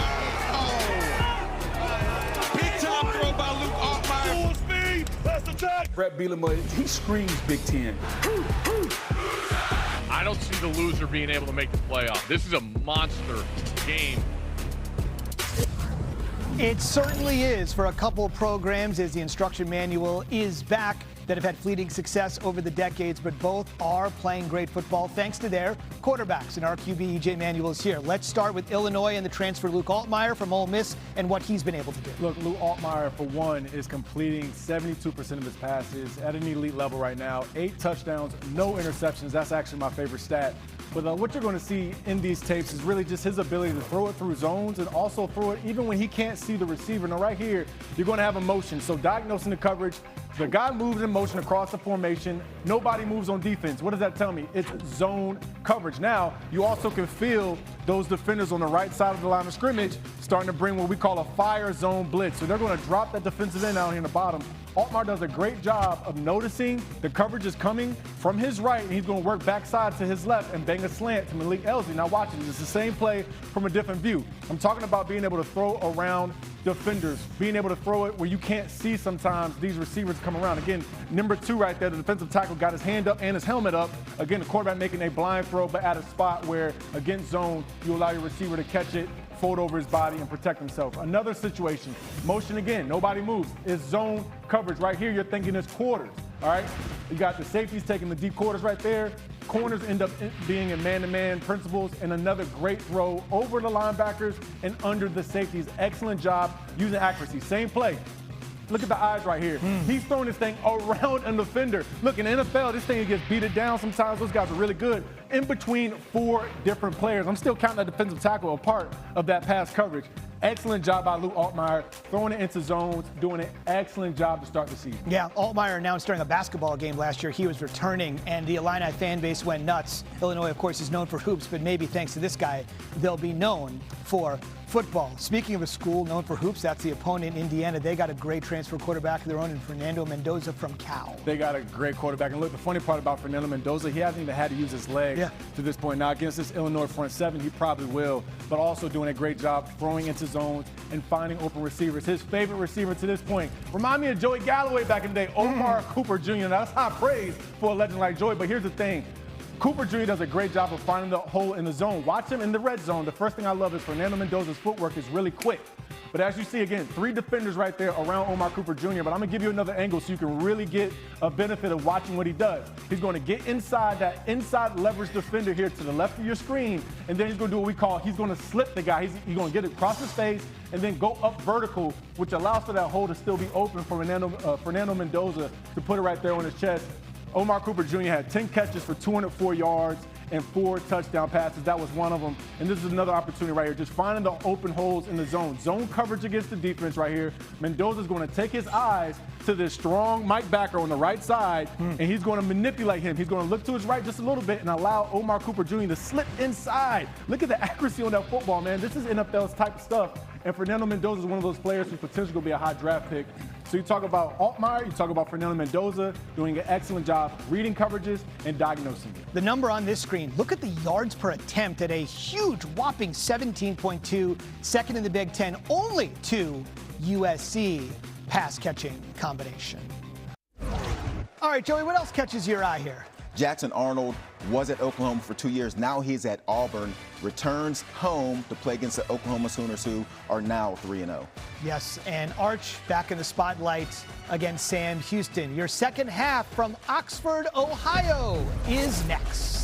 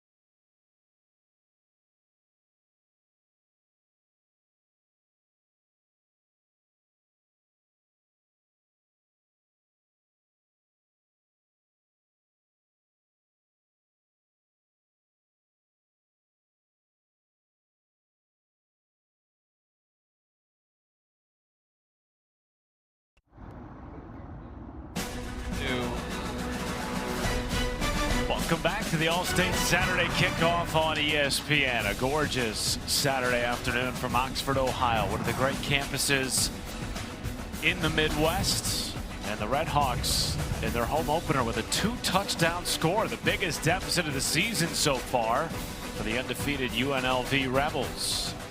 Halftime here at Yager Stadium. Matt Schumacher, the former Ohio State captain, Dustin Fox with you. The big story in this game, Miami, without starting quarterback Daquan Finn, went down with an injury in the second quarter, has maintained a 2-score lead.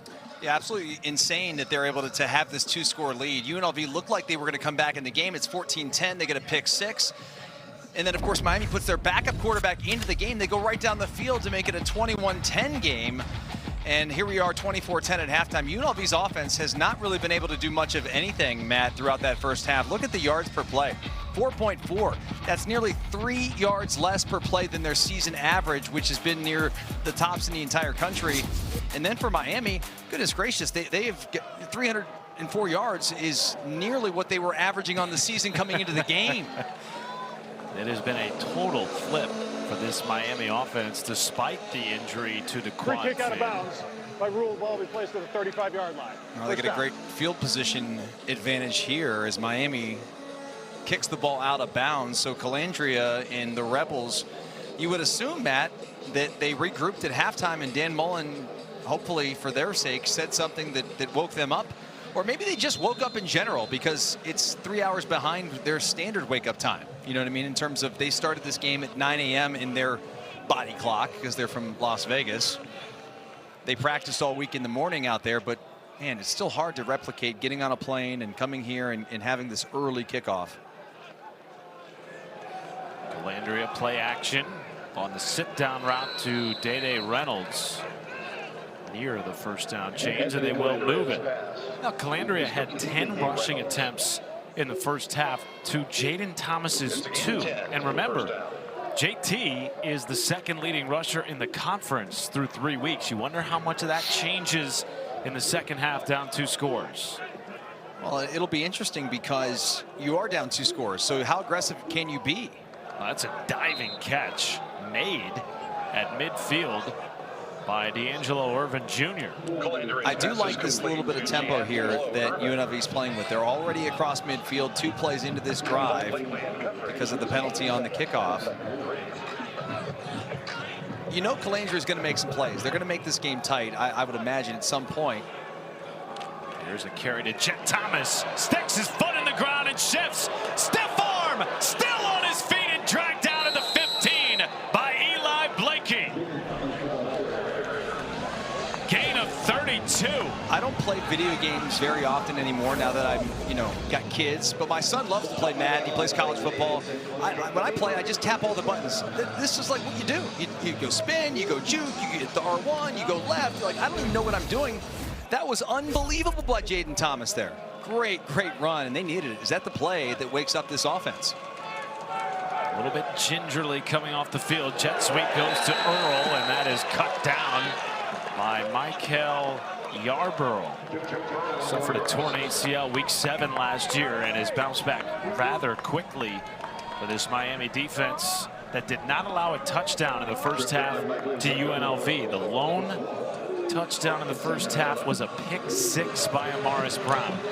Which is kind of crazy when you think about this offense and how, explosive they have been coming into the season.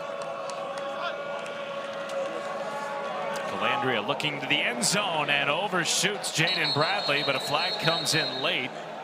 It was Eli Blakey, the safety, in coverage. Got to wonder if there's a little bit of a jersey tug there down the field on Bradley. Against Bradley, excuse me.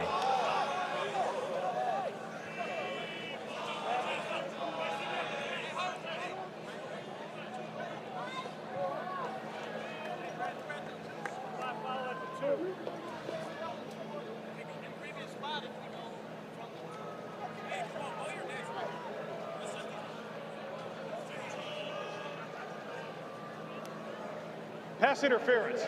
Defense. Number 1, 15-yard penalty from the previous spot. Automatic first down. That is the third 15-yard penalty today on Miami. Well, here you got Eli Blakey in the slot against their top target on the outside. It's a little bit of a move off the line of scrimmage, the jersey grab right there, and that's just enough to make the separation too big for him to catch that football. So now you got a 1st and goal and a chance for UNLV to get their first offensive touchdown of the game. Jet Thomas in the backfield and running back.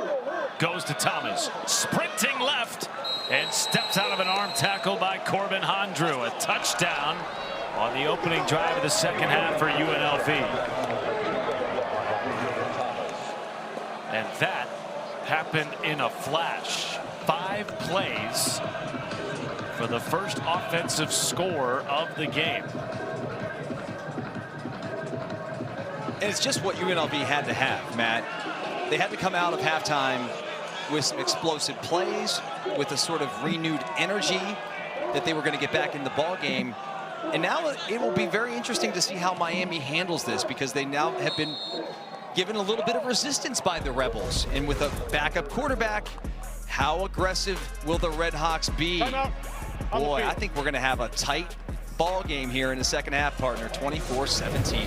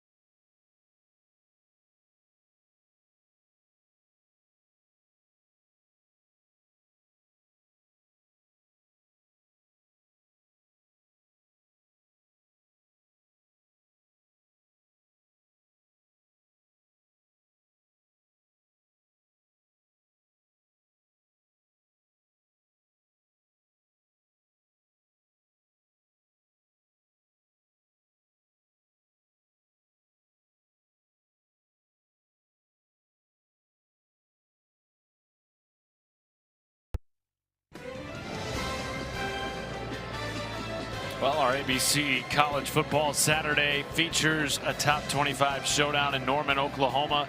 2 undefeated teams, Auburn and Oklahoma, 3:30 Eastern. Then the Sunshine State rivalry matchup, Florida taking on undefeated 4th-ranked Miami in a must-win game for the Gators. You can watch both on ABC and the all-new ESPN app. Norman will be rocking again tonight after they hosted game day a couple of weeks ago. Big win against Michigan. Meanwhile, back here at Yager Stadium in Oxford, Ohio, a 24-17 lead for Miami after a 5-play touchdown drive to open the second half for UNLV. And if you are just joining us, in the second quarter. Miami starting quarterback DeQuan Finn looking downfield, buying time with his legs as he so often does. Dustin Fox suffering an apparent lower body injury. We have not seen him since. Yeah, he takes a bit of a shot right there as he's trying to release the football, and he is questionable to return according to the Miami sidelines, and it didn't look good. He couldn't put much pressure on that left leg as he's coming off the field. And since we've seen Henry Hessen come into the ball game, who's done a nice job, 4 of 10, 92 yards, did have the 1 touchdown, and led a touchdown drive really cold off the bench there in the second quarter. They have relied heavily on Kenny Tracy at quarterback, at running back rather, as that throw is high to Deion Colsey. Well, in addition to using their backup quarterback, they're also down starting center Chris Manu. So it's been Mitchell Butler at the center spot for Miami's offense.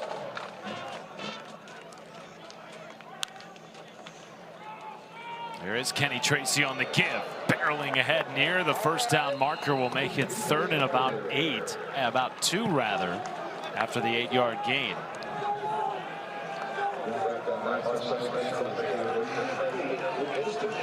Kenny Tracy is just a workhorse of a running back for the Miami Redhawks. Nearly gained the first down right there. You can see Hessen already making a little bit of a check here, so shows he's got a grasp of this offense. Pressure comes, and that ball is thrown behind Cam Perry, rather Keith Reynolds, the intended wide receiver. LaTerrence Welch in coverage, and looks like the punt unit's going to come out here on 4th and 2. You wonder if Hessen checked to that throw, did he see something? Because Chuck Martin's talking to him as he comes off the field right here. If he checked out of a run to a pass, and then that was the result, boy, that's a costly decision that ended up in an incompletion, which forces them to have to punt the ball here and end a drive, which is a huge momentum shift for the UNLV Rebels here with the 3-and-out after the previous touchdown drive. It's D'Angelo Irvin Jr. with the fair catch inside his own 35. Well, the 14-point deficit that UNLV had to start the second half was their largest deficit of the season. Of course, in the opener against Idaho State, a very good FCS program, they trailed 10-0 after the first quarter. Woke up, offense got going a little bit, Dustin Fox, and maybe that's the case here. Second drive of the second half, a chance to tie the game. Yeah, they just haven't had much positive to be excited about offensively. The last drive was by far the best of the day. They capped it off with the 7 points. And now, because of the quick 3-and-out, they've got the ball back here. Again, really good starting field position, about the same spot they had it last drive.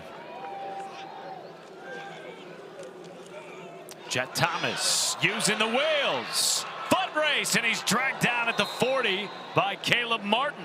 Gain of 29. Well, Matt, I will take the audience inside our broadcast booth for a moment. The entire first half, you have been saying, why is Jet Thomas not getting more carries? Why is he not getting more involved in this offense?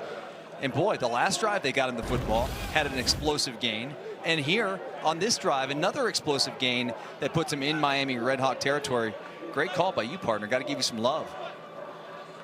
Every once in a while, a blind squirrel finds an acorn, partner. That's that right. Pass is dropped by Troy O'Meara, and it brings up 2nd and 10.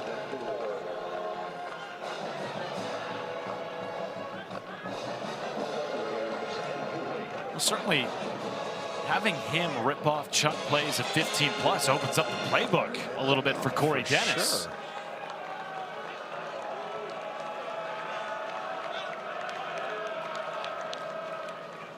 Thomas on the delayed carry, plunging ahead. And again, this is a young man that has been top 5 in the FBS so far this year in yards per carry, nearly 9. And you can see it right now. He's developing a little bit more confidence the way he's running like that. I think early in the first half, that would have been basically a no gain type of run. But he fought, and he just kind of was a little patient with that run, squirted out the backside, and now they've got a chance here, 3rd and 3. I'd go right back to Jet. There's a look at Corey Dennis up there in the booth. JoJo Earl in motion. Back to Thomas. Burrowing near the sticks. And it looks by the spot like it might be short. It did look short when the one official came in to spot the ball, and boy, it's very close. I think, no, he gives it to him. Andy Special, very generous spot.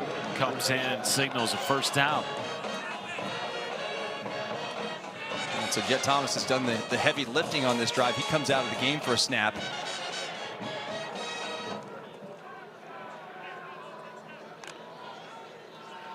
Thomas had 5 yards in the first half. He has 74 in the third quarter alone. Still 9:55 to go.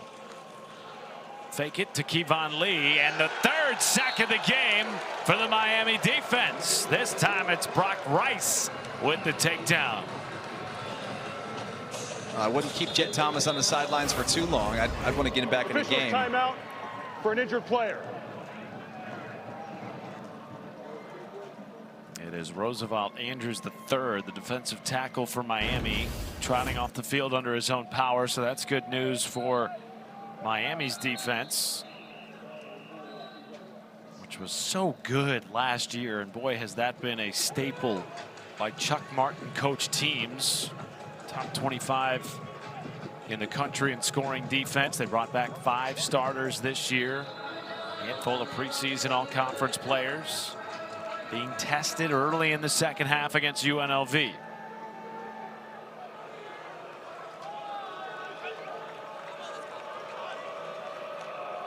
Galandria, quick throw, has his man and makes a miss. Then a first down catch and run by Troy O'Meara. Slipped past the tackle of Caleb Martin.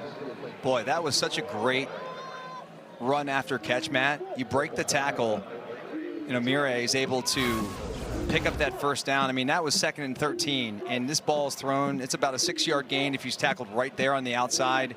But because of the missed tackle, he is inside the red zone, and they are cooking with gas right now offensively.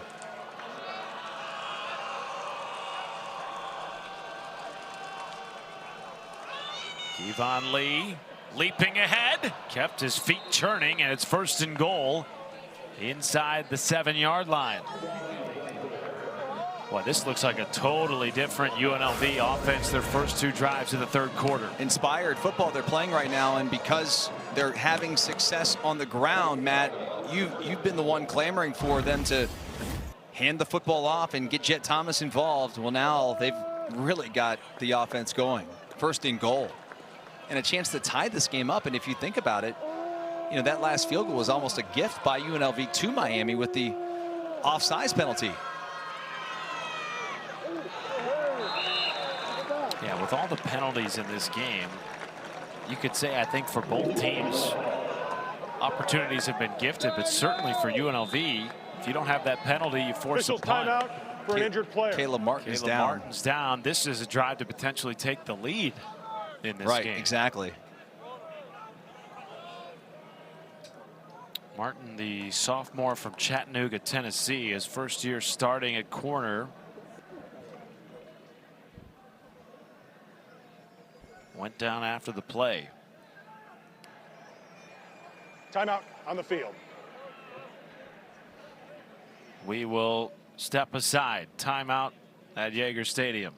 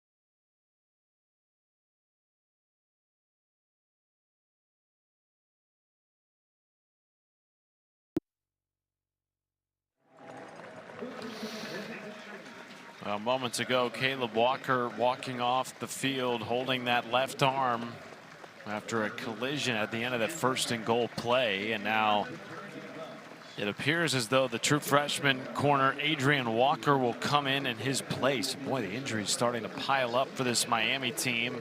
Down a quarterback, down a center, and now a corner, at least for now, against a UNLV team that has looked totally different to start the second half. If you're just joining us, the Rebels did not exit the first half with an offensive score. They got a field goal from their special teams unit and a pick 6 by the defense, but the offense has looked terrific as they line up for 2nd and goal.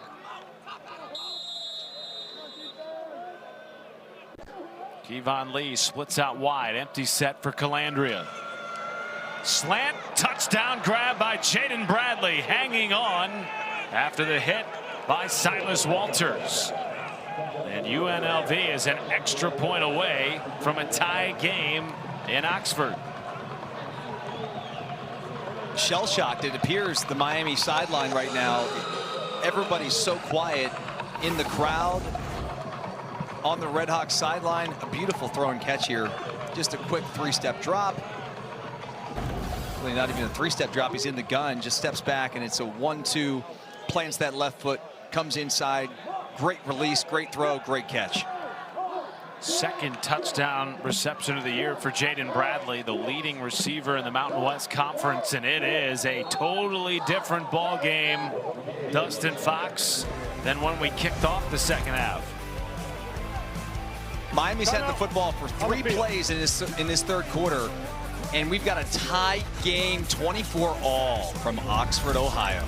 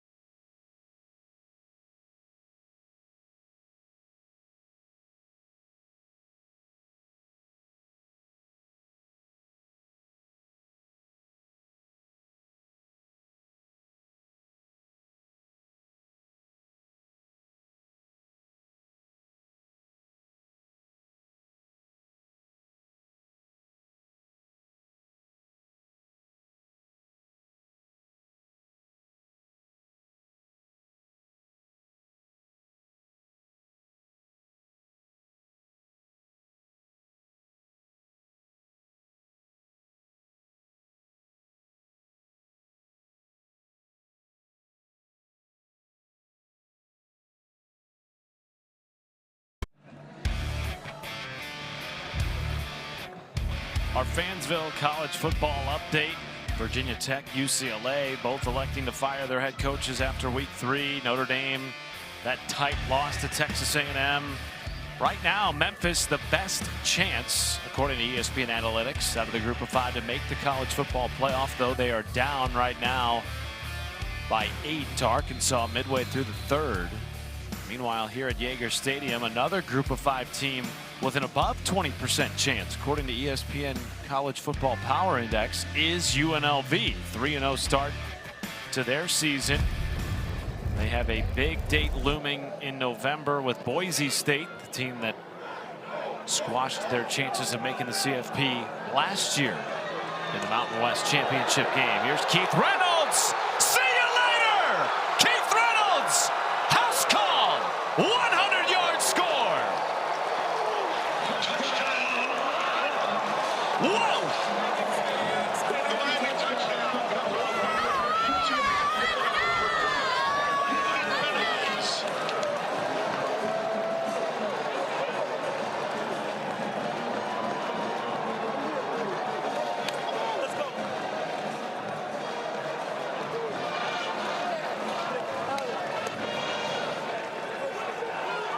He played 2 seasons at the University of Washington and was seldom used. Boy, has he been used in a big way by Chuck Martin, not only in the receiving game, but in the return game as well. Well, the Washington Huskies probably wish they'd used him a little bit more. Goodness gracious, Reynolds was shot out of a cannon on this play. And this just goes back to Chuck Martin and his MO, right? They're struggling with injuries. They're down a quarterback, a center, defensive lineman, now a corner after the last drive. And you and I even talked during the break. We said, how are they going to score points now? I said, you're discrediting Chuck Martin's ability to coach and what he's known for: special teams, defense, fundamentals. That is what he does. He keeps them in games. I'm not saying he was responsible for that, but those guys, they work on special teams more than any team in the entire country. And so now in this game, they have an interception and they have a kickoff return for a touchdown. That is Chuck Martin football through and through. And Miami, who gave up 14 straight points to start the second half to UNLV, strikes back with a 100-yard kickoff return to the house to regain the lead.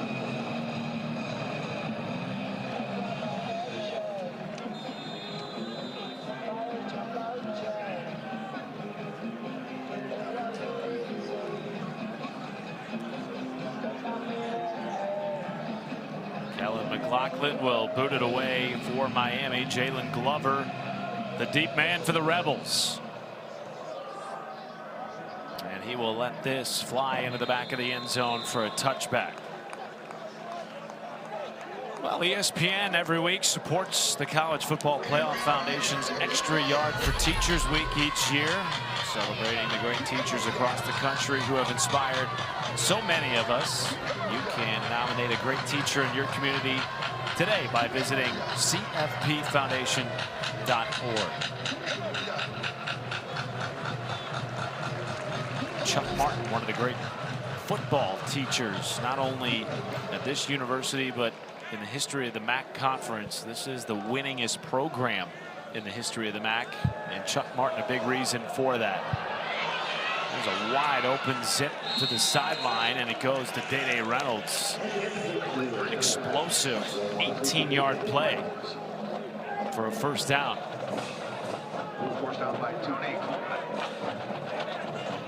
The Miami defense has been on the field this entire third quarter. That's a great point. They've only had 3 offensive plays. So, yeah, it's great that they had the kickoff return, but it doesn't give their defense much time to rest. Jaden Thomas, one of the few nominal gains he's had in the second half. It's a gain of 3. UNLV so far in the second half over 120 yards of offense. It's nearly what they had in the first half combined. This game is just going to have so many changes and emotions, I think, for both teams. And we're just about, 8 minutes here into this third quarter. Calandria's ball is tapped and intercepted. Andrew with a seam. He is gone. Back 6.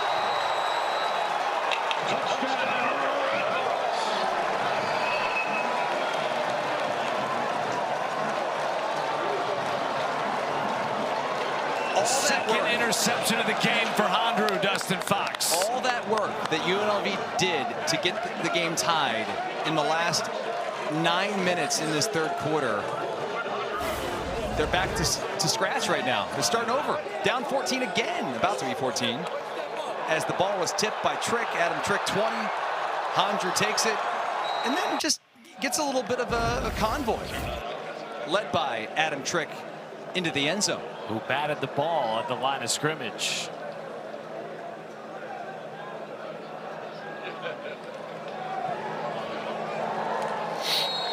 This is the first time in 18 games that UNLV has had more than one turnover. This one goes to the house, and it is our All-State Good Hands play brought to you by Allstate.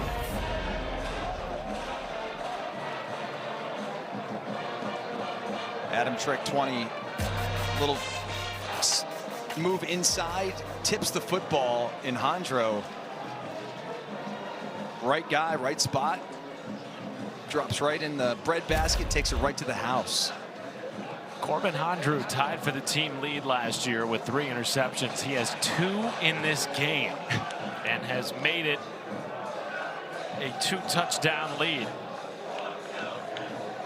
And again, Dan Mullen and his team face their largest deficit of the season. Kind of amazing that Miami has scored 14 points here in this third quarter. And they've only had the ball for 3 plays and they don't have a first down. 2 words. Chuck Martin.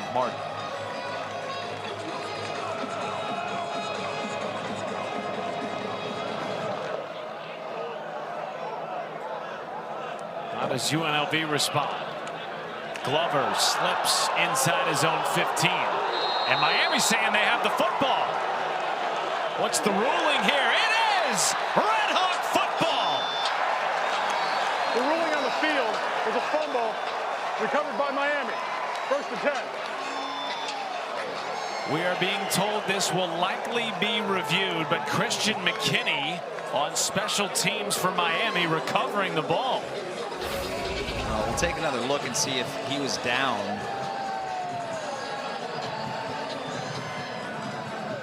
The ground causes the fumble there. I'm guessing that that's going to come back. His forearm's down on the ground as the ball comes out. And here it comes. Yeah. The ruling on the previous play was a fumble recovered by Miami. That play is under further review. Should be a quick review. Official will likely have just a quick look at this. Yeah, I think the forearm hits the ground, the ball comes out. In the NFL, that's a live ball. No one touches it. But here, that's coming back. I don't know how UNLV would recover from this if this stays. No doubt. I was thinking the same thing. What a swing in the last 2 minutes. I don't remember ever watching a game where this has happened. I mean, bizarre. To say the least. If you're just joining us, UNLV trailed by 2 touchdowns to start the second half. Their offense marched down the field twice, tied the game. Their first 2 offensive scores of the game coming in this third quarter, and it looked like Miami was reeling a little bit. They get a 100-yard kickoff return to the house by Keith Reynolds, the Washington transfer, and then the very next drive, first play, 10th ball, pick 6 by Corbin Hondru, and it's back to a 2-touchdown lead. Nothing surprises me with any Chuck Martin team, though. To have a defensive touchdown happens all the time for them. Special teams touchdown happens all the time for them. It's just, they're just a really good football team with a great culture, and they practice these things. They work on special teams. They work on those tip drills. And it looks like this is going to be overturned. This is going to be UNLV football based on UNLV's offense hitting the field. After review, the ball carrier had possession of the ball when his forearm hit the ground. By rule, that is not a fumble. It will be UNLV's ball, 1st and 10 from the 12.5-yard line. So Jalen Glover and Dan Mullen can breathe a sigh of relief. It remains a 2-score game, and they have the football. Oh, they're backed up inside their own 15-yard line. Worst starting field position of the game for UNLV, and it's Kevon Lee in the backfield with Anthony Calandria.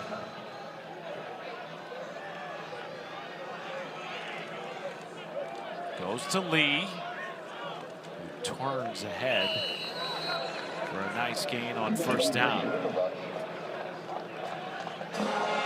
It's almost like you're watching a boxing match, you know, like a heavyweight fight where somebody looks like they're just in complete control of the fight and somebody gets knocked down. And then, like it was Miami, they got knocked down there to start this third quarter. And then they like get up off the mat like they're the Undertaker and they're back in it. And then bam, they get the pick 6. And here they are back up 14 again. Nice catch by Lee. It goes nowhere on the open field tackle by Eli Blakey. 3rd and medium for UNLV's offense that has moved with ease so far in this third quarter. They have, but this is the biggest third down they've had this game thus far. They have got to keep this drive alive after those 2 just almost knockout blows that Miami handed them on special teams and defensively. Pressure, Calandria, check down. Lee has the first down and hurdles a man out across the 26. It's a big pickup there, keeps the drive alive. And interesting things about this UNLV team with all the transfers and all the newness. And that Dan Mullen told us he was so impressed with was the edge with which his team played. Never down, never out. Though this is their largest deficit of the season, they have continued to fight.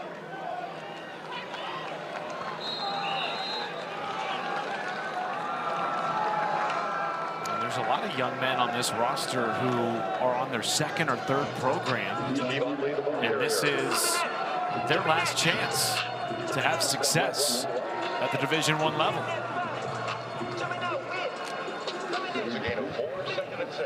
I've not seen Jet Thomas on this drive for UNLV, who had a monster hand in their 2 touchdowns so far in the 3rd. Ball is tipped again. And this Miami defensive line has caused troubles up front. Brock Rice with the swat. Miami does such a good job up front at getting their hands up on pass plays. This is something, when I was with the Philadelphia Eagles, Matt, a long time ago, our defensive coordinator was Jim Johnson, and he would always preach about getting your hands up in the throwing lanes of the quarterback. Miami's doing such a tremendous job of that. They've had nearly 3 interceptions. They had 1 pick 6, but nearly 3 other plays were intercepted because of tip passes. 3rd and 7. Calandria flushed and got very near the first down, and they give him a nice spot that will move the chains. Calandria is one of these guys who's just the ultimate competitor. So in situations like that, a big 3rd and 7, nothing's open down the field. Miami's playing a little bit of more tight coverage on the outside. He sees one little lane and gives that effort. 55 rushing yards today for Calandria. All of those have felt like they've been on must-haves where he's bought time and extended plays. Thomas stopped after a gain of 3 by Corbin Hondrew. Stop by Corbin Hondrew. It's a gain of 2. 2nd and 8.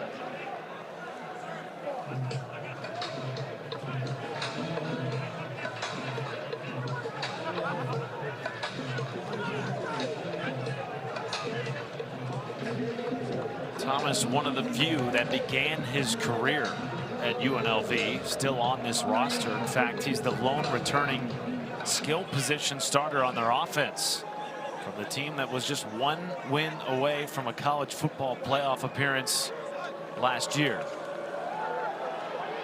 Calandria takes a shot. Pass is caught but out of bounds by Jaden Bradley and incomplete. So again, UNLV's forced into a 3rd and long situation. This is a great effort here on the outside. Silas Walters, 29, is the one that does a good job pushing him out of bounds, but the ball just about a yard too far out. So let's see what Calandria can dial up here again on this third down. They've been so good so far today. Is this 4-down territory depending on what you get on this third down? Ask me in 30 seconds. 3rd and 8 first. Kevon Lee in the backfield.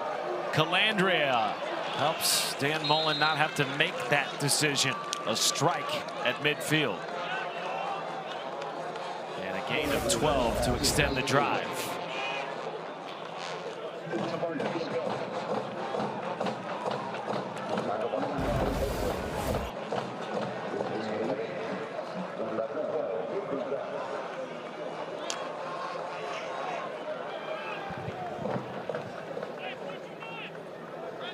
And UNLV, Matt, 7 of 11 on third downs. Interesting number there, 7-11, huh? UNLV.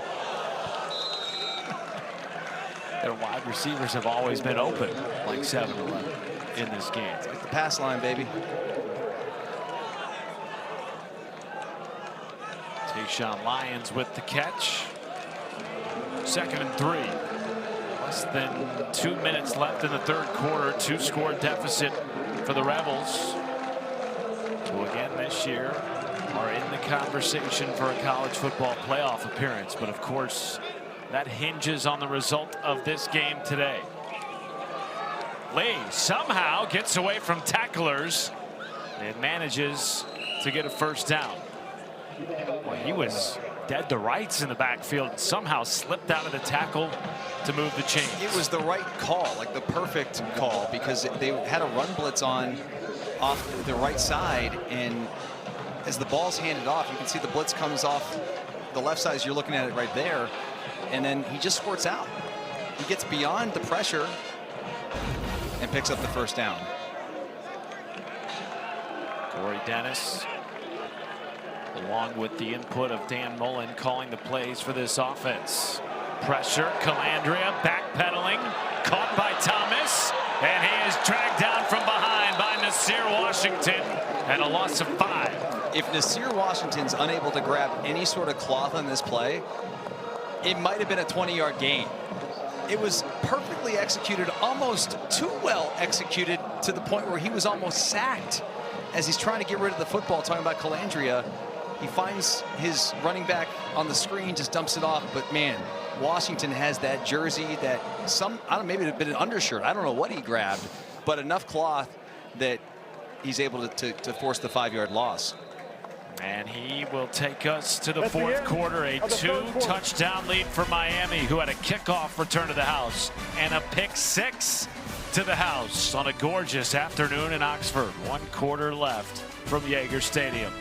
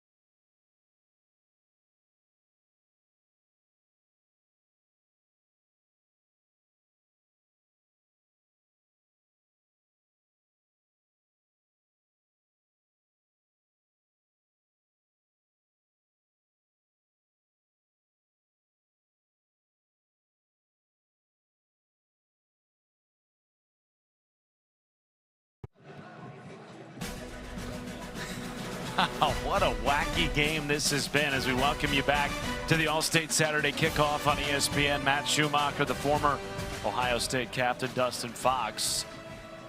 The only 2 offensive scores of the game for UNLV came on the first 2 drives of that third quarter, but the special teams and the defense of Chuck Martin keeping this game at 2 scores. If you can read all that on that little capsule right there, that's what you missed. UNLV, go back and watch it after the game. It was wild. UNLV, Dustin, had the ball for 13 minutes in the third quarter. You talked about the fatigue of Miami's defense, who begins the fourth quarter on the field. I want to say it's got to be at least a half an hour or more of real time that has gone by since Miami's offense has been on the field. Have not seen much of their backup quarterback, Henry Hessen, who, if you are just joining us, came in for the injured DeQuan Finn in the second quarter. 3rd and 8 for UNLV. Pressure. Calandria finds Bradley, sifts past 1 tackle, and is brought down by Oscar McWood. What a catch and run by Jaden Bradley. The leading wide receiver in the Mountain West Conference makes it 1st and goal. And even more impressive that Calandria is able to get away with this throw because he sees pressure coming off the edge by the defensive back. I'm not sure if it was Evans or nonetheless delivers a strike for the first down, and here they are again, 1st and goal, now 2nd and goal.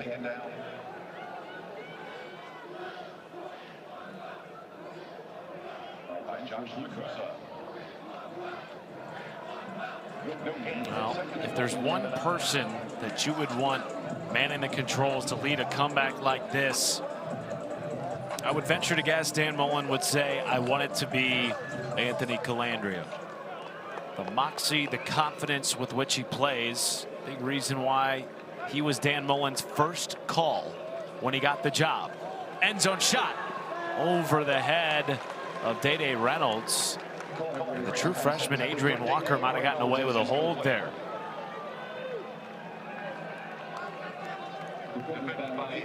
It's the 3rd throw inside the 10-yard line that Calandria has just overthrown his target where he had a step on the defender. Timing just seems to be a little bit off here. Now 3rd and goal from the 9 again. I don't know, Matt. Obviously, a touchdown's vital here, but you have to also remember that DeQuan Finn's not in the game for Miami's offense. In terms of like just, you have to have points here at some point. 17th play of the drive is caught in the end zone for a touchdown. Tayshawn Lyons with a nifty grab. Ball through traffic by Calandria on a play they felt like they had to have.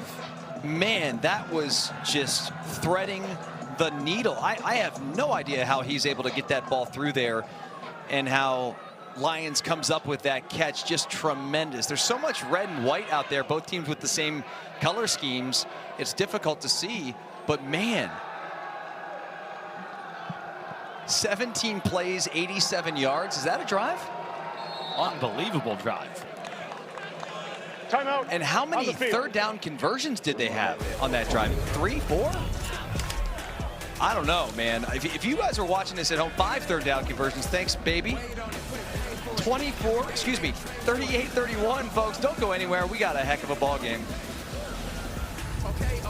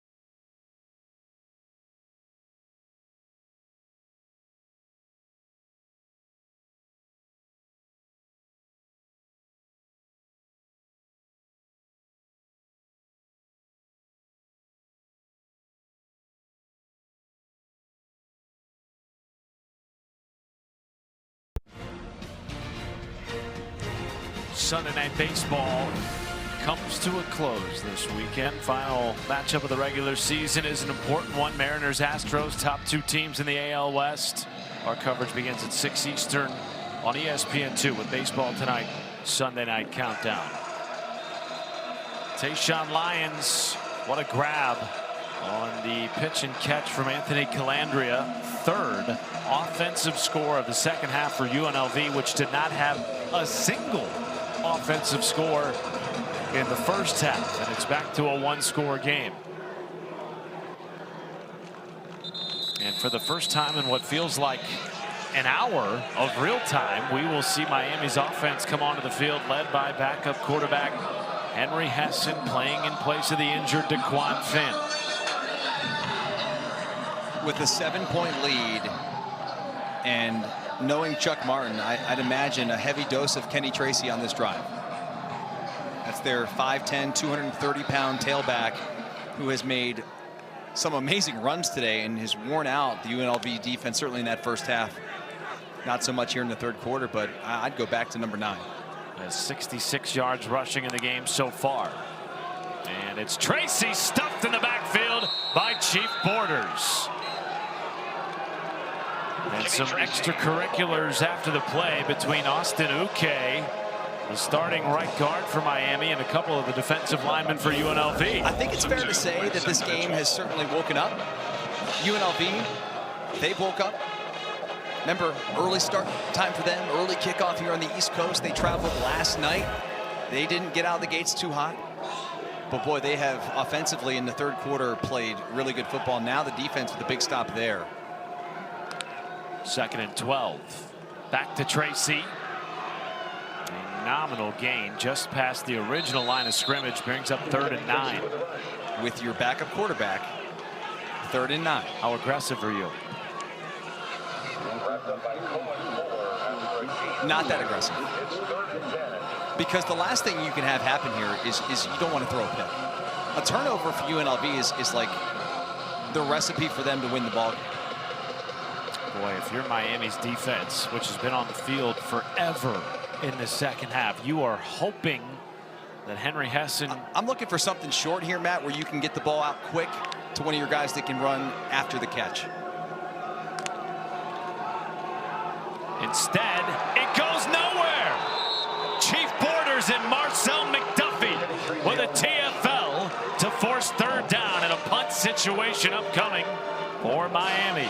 So not to belabor the point now, but Miami's offense has had 6 plays now.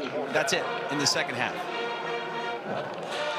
Somehow they have 14 points because they've had a special teams touchdown and also a defensive touchdown. But now this UNLV offense that is cooking with gas just had a 17-play, 87-yard touchdown drive. 2 other touchdown drives in that third quarter. They have momentum here. And think about the Miami defense. It's a warm day here in Oxford, Ohio. It's in the 80s. They've been out there for like an hour straight. And not a good punt. Oh, man, not a good one, Matt. Shanked by Pierce Stainton. And UNLV will begin this drive right at midfield after a 24-yard punt. Timeout. Chance for Anthony Calandria to lead another game-tying touchdown drive when we come back.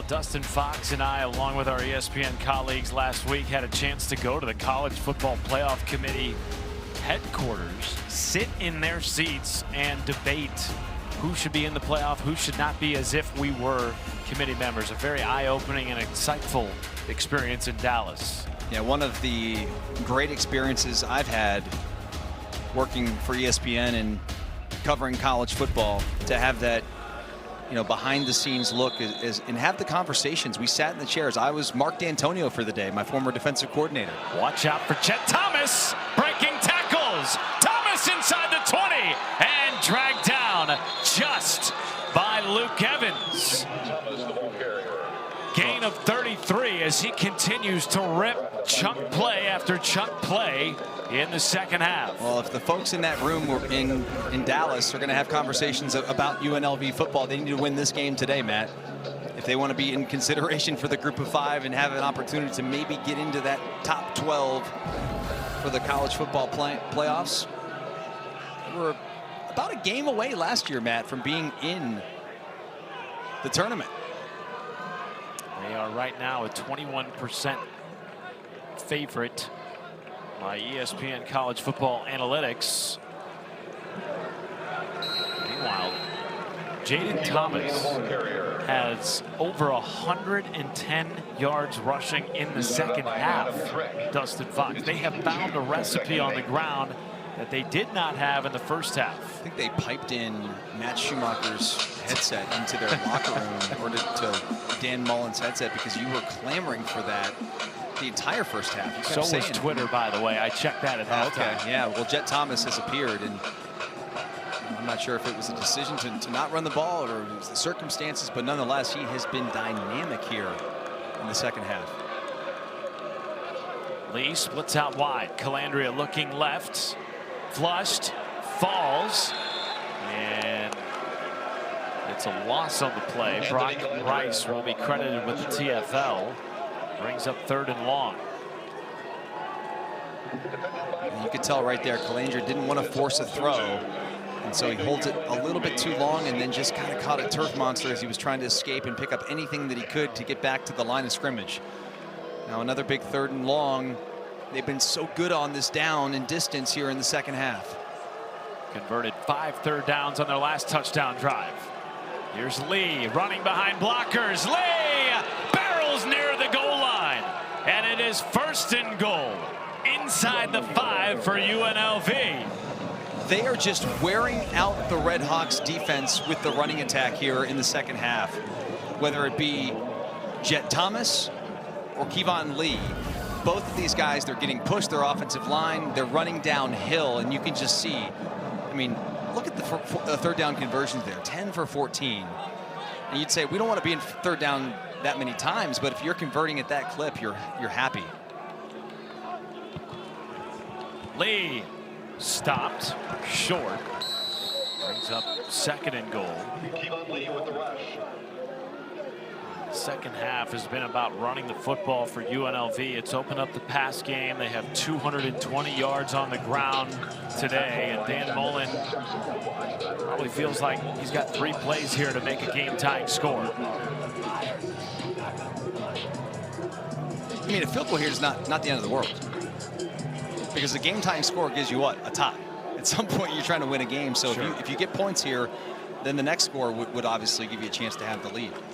Jet Thomas stopped at the 1-yard line. 3rd and goal.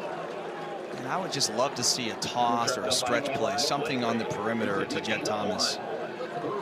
You keep running into the teeth of that defense. That almost makes the job easier for the Red Hawks. That is one of the strengths of their defense.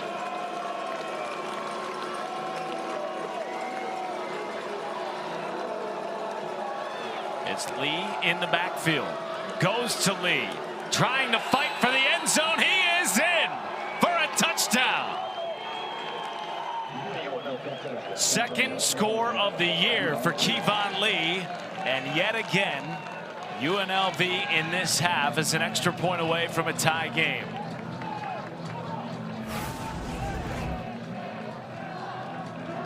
There you see just a great job. The push up front. So good.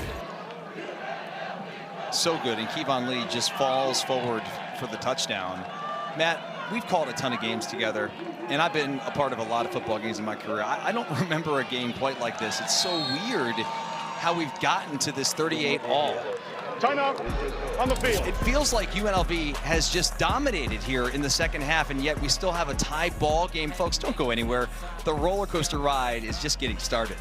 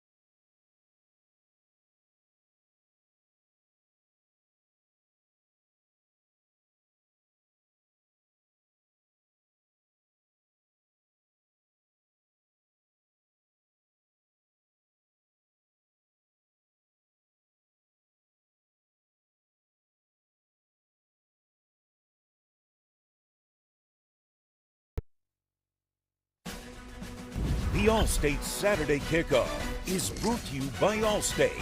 You're in good hands. And salted caramel toffee iced coffee for only $2.99. Live free. Eat Sonic.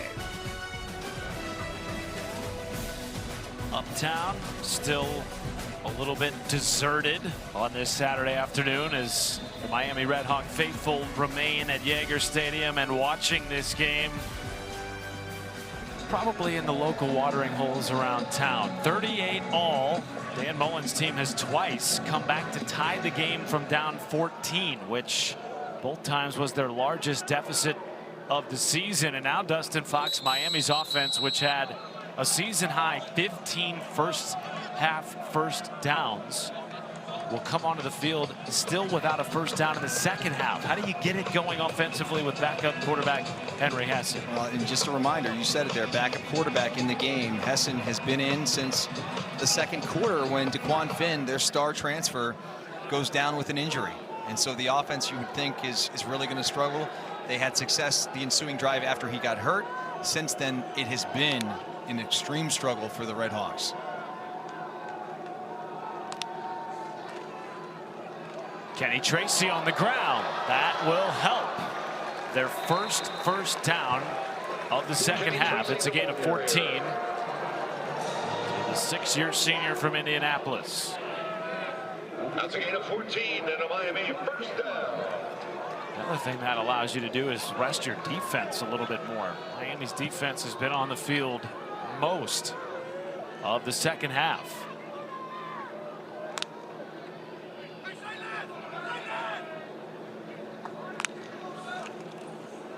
Hessen batted down and incomplete. We have seen him air it out a little bit in this game. You talked about that ensuing drive after the DeQuan Finn injury. He completed a 40-yard pass to Cam Perry, set up a touchdown run to Kenny Tracy. Well, right there, that was dangerous. McDuffie, man, if that hits him in the hands or a little bit closer to being caught, that would have been a very dangerous potential pick six. Where do they go here on 2nd and 10? To the air. Screen set up for Tracy with blockers. Cuts it outside. And moves the chains after the tackle by Jaheim Joseph. If I'm the Miami Redhawks, Kenny Tracy's touching the football 90% of the time here in the final 5 and change minutes remaining. He's the bell cow. He's the guy that nobody on that UNLV defense wants to bring down. He's difficult to bring down at 230+ pounds, 5'10", kind of like a bowling ball with speed. That's how good he is. His older brother, running back in the National Football League, that's the guy that I want to hand the football off to. He gets a breather, and now it's Josh Ringer. Maybe a gain of 1 or 2 on 1st down. Kenny Tracy will come back into the game with 167 total yards. And this is a young man who has just been ravaged by injury throughout his career. Had labrum surgery in 2021, nagging hamstring in 22 and 23. And then, of course, last year when they thought he was going to be the guy, Dustin tears his ACL in fall camp, misses the entire season. But maybe a blessing in disguise for him and for the Redhawks. They lose all top 3 backs from a year ago, and he comes back with all this experience he gained being on the sidelines, kind of being a player coach last year. Ryan Shane goes nowhere. All right, now we got to talk about a big 3rd down here, Matt. You got Hessen, the 5th-year senior, backup quarterback in here. This is arguably the biggest play of his college football career. His defensive coordinator, Paul Gunther, who spent his time, a lot of time, in Southwest Ohio with the Cincinnati Bengals. And his 3rd down defense this year has been elite. Top 15 in the country. They've allowed just 2 conversions on this down today for Miami. They play coverage, just rush 3. There is Cam Perry stretching the football. Where is the spot? And it looks a yard short. What do you do here if you're Chuck Martin? It's about a little less than a yard. On the field, the ball carrier was short of the line to gain. 4th down. Well, I think you know what Chuck Martin's going to do. He's going to bring a heavy package in the ball game. He's going to bring an extra tight end in the ball game and a fullback. And number 9's going to get the football, or they're going to quarterback sneak it. Either way, go gun, so it's going to be Tracy, I'm guessing. Chase Becker is the extra tight end. Well, remember, there's been 4 offside penalties, too. They'll probably try to draw him off here. 5 seconds on the play clock. Colsey in motion. They do snap it, and it's almost like a 2-man rush to get the 1st down, even though Amaris Brown came away with it. Hessen couldn't decide if he wanted to keep it or give it up, but nonetheless, it results in a stick-moving 1st down. It doesn't matter who gets the credit for the run. It matters about getting the 1st down, and they do. It's that mesh point. He holds it in there about as long as you possibly can, and then he hugs him and almost carries him for the 1st down. Seen a little bit of everything in this game this afternoon. Under 3 minutes to play, tied at 38. Both teams with all 3 timeouts. And the 2-minute timeout looming. Tracy with the seam! Cuts it upfield! Tracy fumbles the football! UNLV has it! Marcel McDuffie wins it back for the Rebels! Unbelievable!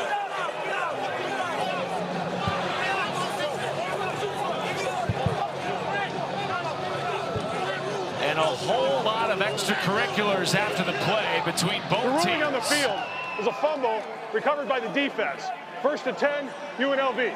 Jaheim Joseph, the safety for UNLV, number 3, is the one who knocks the ball out in what appears is going to be maybe a game-winning type of run for the Miami Redhawks. Watch number 3 come in. here at the end. He's the one who gets a hand on the football. It's then picked up by McDuffie, and UNLV defensively, we talked about it, Matt, they needed a turnover in the biggest way. Well, it came in the biggest moment as Miami looked like they're going to try to seal this game and run the clock out and win it, and boom, sudden change. And now 2:32 with all 3 timeouts for Anthony Calandria and the Rebels. Starts with a deep pass and overshoots his target, Jaden Bradley. You always expect after a sudden change like that, the offense is going to take a shot. That's exactly what they do. They try to catch the defense off guard. Well done by the Redhawks. Anthony Calandria has led 3 touchdown drives in this second half. Twice in this game they have trailed by 14. They just got to keep the foot on the gas. You can't worry about the clock or worry about, oh, we got to try to bleed a certain amount of time. Like, you just need to do what you've done to get to this point. You were down 14 at halftime. Now you have a tie ball game in a 2-minute drill. Calandria keeps it, somehow turned the corner to make that a positive gain. Pushed out by Eli Blakey, brings up 3rd and 6.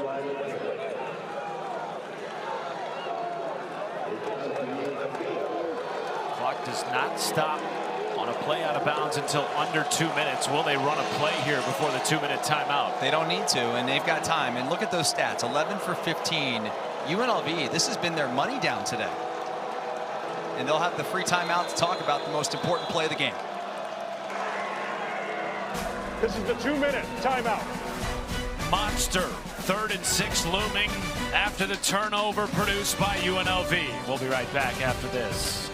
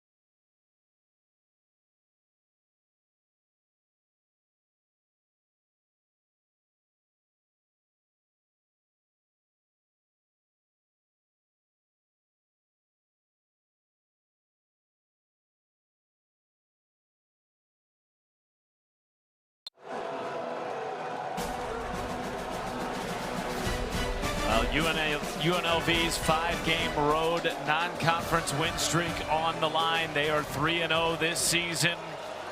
One of the outside contenders for the Group of 5 college football playoff spot. 3rd and 6, Dustin Fox. They have converted 8 consecutive 3rd downs. Well, this is where I think UNLV needs to roll Calandria and have him be able to throw or run.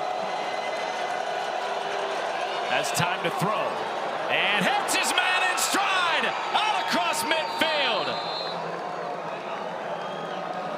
It is Jaden Bradley again with another monster gain for 37 yards. Well, give credit to the offensive line of UNLV. They give so much time to Calandre. He's able to sit back there like it's pat and go and tosses that thing right into the bucket for a huge gain inside Miami territory. And now things have shifted. And the mindset here for UNLV is they're going to take their time a little bit more here now. Under 2 minutes. There's Jet Thomas, who has been so instrumental in this comeback twice in the second half, trailing by 14 and a timeout taken by Miami with 1:45 to play. Timeout, Miami. Their first charge timeout of the half. Game clock operator, please reset the game clock to 1 minute, 48 seconds. 1:48, please. Thank you. Now starts a little bit of a cat and mouse game here between UNLV and Miami's coaches. You want to make Miami burn these timeouts, but you're also, in terms of UNLV, you want to try to get some yards here and put yourself in position to at least be in field goal range. It's going to be very interesting to see the decision here on this second down. Does UNLV keep it on the ground and force Miami to burn that next timeout, knowing if they're not able to convert on third down, that you're going to give the football back to them and they've got a backup quarterback and you want him to have the least amount of timeouts possible in terms of, you know that it's going to be a stressful situation for Miami's offense. So what do? They put it in the air. Calandre has been so good today.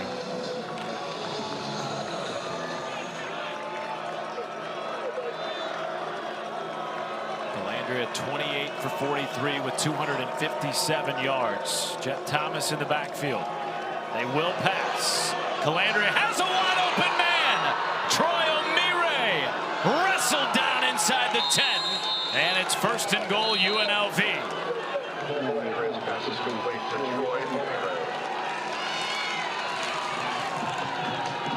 We did not see the explosive UNLV offense that we anticipated seeing in this game in the first half. That has totally shifted in the second frame. All 4 of their offensive touchdowns have been scored after halftime, and they're knocking on the door of a 5th with 90 seconds to play. You had a defender slip there on the outside, and that's how he's so wide open. Look, top of the screen, the corner right there, Luke Evans, 5, who, remember, is in the ball game because Caleb Martin was injured earlier in the third quarter, and now UNLV can essentially run out the clock and kick a game-winning field goal here. I was thinking, honestly, when O'Meara had the football. UNLV, their first charge timeout of the half. We had 30-second timeout. It's game tough. Clock operator, please reset the game clock to 1 minute, 14 seconds. 1:14, please. Andrew Special has a career in announcing. So when you look at the offense for UNLV right there on that last play, a guy slips. Miami would have been better off had he scored. In reality, surprised that Miami didn't take a timeout there. I mean, UNLV stood on the field for 20 seconds, letting the clock wind down. Then they decide to burn a timeout and talk about this. They were waiting to see what Chuck Martin was going to do. Yeah. They wanted to see him line up. They wanted to see him get out there and say, are you going to use your timeout? And then UNLV's like, all right, now we'll take our timeout. We'll regroup. We got 1:14 here. I mean, Miami needs to let him score a touchdown. Have you been on the field defensively when you needed to just give up a touchdown? How difficult is that? Or is it easy? It's hard, and what's harder is if you're the offense and you know they're trying to let you score for you to not score. The cat and mouse that you talked about. Calandre is going to run it. He's not going to score. He doesn't want to score. And he is taken down by Michael Yarborough, and now a timeout comes in from Chuck Martin. Remember, because they ran the ball in the perimeter, that's right there just to eat an extra 3 seconds. Timeout, Miami. Their second charge timeout of the half. It'll be a 30-second timeout. Game clock operator, please reset the game clock to 1 minute, 9 seconds. 1:09, please. Thank you. Well, what even put UNLV in this position was the strip by Jaheim Joseph And the recovery by Marcel McDuffie. It's our AT&T best moment. AT&T keeps us connected. Dustin Fox, Jaheim Joseph looked like Peanut Tillman on this play. Late in the play, he comes in and just does just enough to get that extra momentum on his fist to knock that football out there. And you're right, nobody as good as Peanut Tillman at punching the football out. And Johnny on the spot right there was McDuffie. They got the football back. And let's not forget, though, they're not here unless Calandria has that amazing throw on 3rd and 8. For a touchdown. No, I'm talking about right here, Oh, right, sure. right on this drive. On their 8th consecutive third down conversion. Correct. Here's Jaden Thomas, stopped. Miami will take their last timeout. Yes, here. they will with a Timeout, 1:06 to play. Miami. It'll be their 3rd and final charge timeout of the half. It'll be a 30-second timeout. So what UNLV is going to do here is they're going to say to their kicker, where do you want the ball? And they're going to line it up. They're going to take a knee. And they're going to kick this thing, and they'll have about 30-some seconds, probably less than 30 seconds on the clock when Miami gets the football back. And I guarantee you one thing, they're not going to kick the football to Keith Reynolds on that ensuing kickoff. Who's already taken one kick to the house, 100 yards in the second half. Boy, Miami was driving with just a couple of minutes left in the 4th quarter. A big-time run by Kenny Tracy. Looked like he was going to set him up first down in the red zone for a potential game-winning drive, and instead a turnover. And Anthony Calandria has led a methodical drive in response. Now 3rd and goal, tied at 38. Undefeated record on the line for UNLV, who is right now one of the contenders for the Group of 5 college football playoff spot. 3rd and goal. Kevon Lee is tackled at the 5. No timeouts left for Miami. UNLV will let this run down. They'll take a timeout with 1 second on the play clock, which is going to put us at about 17 or 18 seconds. And the only thing, really the only hope left here for Miami is to try to block this kick.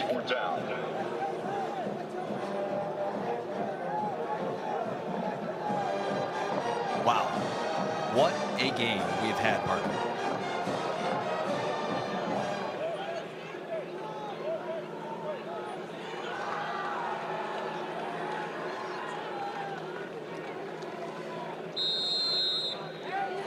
So Dan Mullen does let it wind all the way down. Timeout, UNLV. Their 2nd charge timeout of the half. It'll be a 30-second timeout. Game clock operator, please reset the game clock to 18 seconds. 18 seconds, please. They put 2 seconds left on the game clock. Ramon Viella hit from 50 last week in the win against UCLA. Today has hit a field goal already.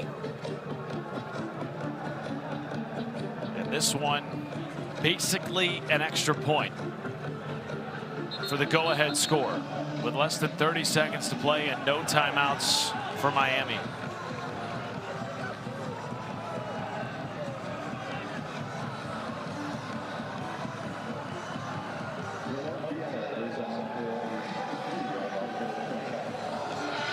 $23-yarder and potential game-winning opportunity for the sophomore from Upland, California.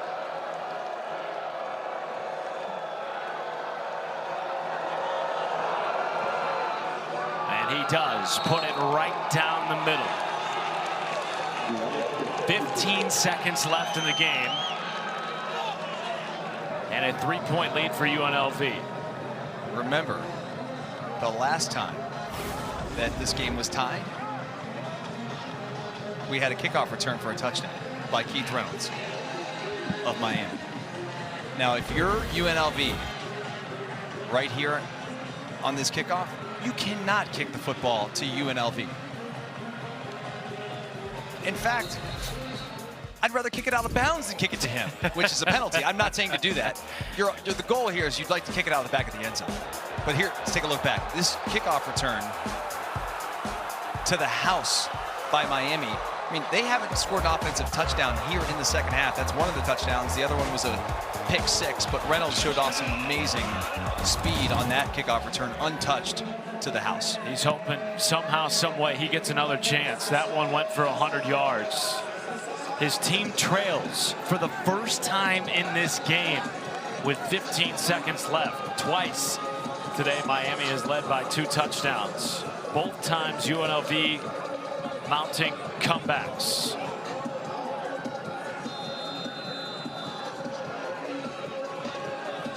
Now Dan Mullen hoping these next 15 seconds go by quickly, and he escapes with his 4th straight win to open his tenure as UNLV's head coach. Caden Costa will boot it away, and it's a squib fielded at the 30 and taken across the 35-yard line by Corbin Hondrew. Well, now you've got 2 plays left, and one of the plays has to be 35 yards. I'm saying if you want to even have a chance at a field goal, so that's probably unlikely. The goal here is to get the ball close to midfield to have a chance for a Hail Mary.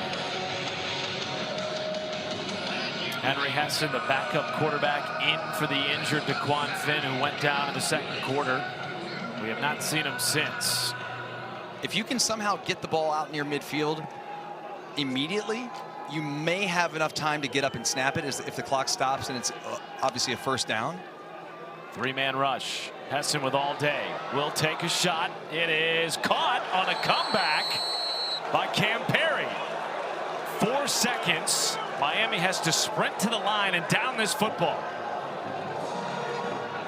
And Dom Jobin's going to have a chance at a 58-yard field goal. Is that what they decide to do? They have to. And will it be Kellen McLaughlin instead of Dom Jobin? And I believe it will be.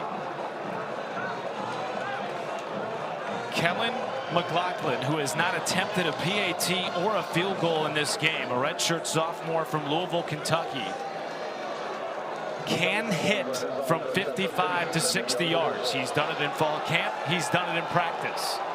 This to tie the game from 57.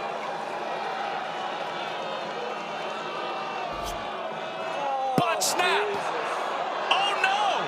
Disaster for Miami. It's intercepted, and UNLV storms back for their 4th win to start the year.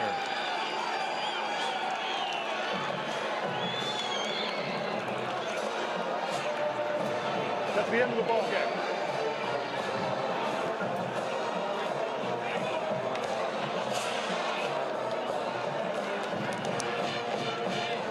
Wow.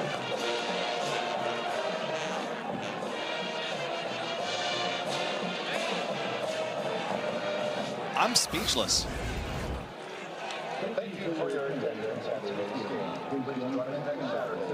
Just an absolute botch snap there. It wasn't a bad snap. It really wasn't. I think Carter Holton maybe just took his eyes off the ball for just a moment, and Dan Mullen and the UNLV Rebels go to 4-0 after an incredible come-from-behind victory where they were down 14 points not once, but twice in this game to come back to win here in incredible fashion. Matt Schumacher. Their college football playoff hopes remain alive. For Dustin Fox, our entire ESPN crew, Matt Schumacher saying so long for Oxford. We send you to Courtney Lyle and Rini Angolia at Liberty.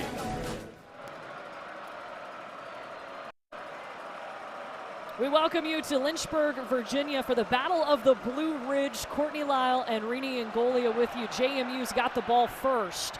Alonzo Barnett swings out. He was looking for George Pettaway. Covered up by Darrell Farrar. No flags out. And this is a JMU program, Rini, that's been using 2 quarterbacks. Yeah, and so today I think we're going to see largely Alonzo Barnett. I think Matthew Slook is going to get packages. That +1 run game he's really good at, but I really think it's Barnett's show here. And clean coverage here by Farrar? Well, there's a little contact. He didn't turn around. Remember, there's no face guarding in college. If you don't turn around and you do contact, pass interference, but that's a bang-bang play. They're letting them go. I don't have a problem with it. So opening drive for JMU, as you see Alonzo Barnett He was the starter last season as well. Tore his ACL on the very final offensive play of the regular season last year. That is a first down for the Dukes. The catch made by Landon Ellis, one of the Richmond transfers. And I should say, when there's no face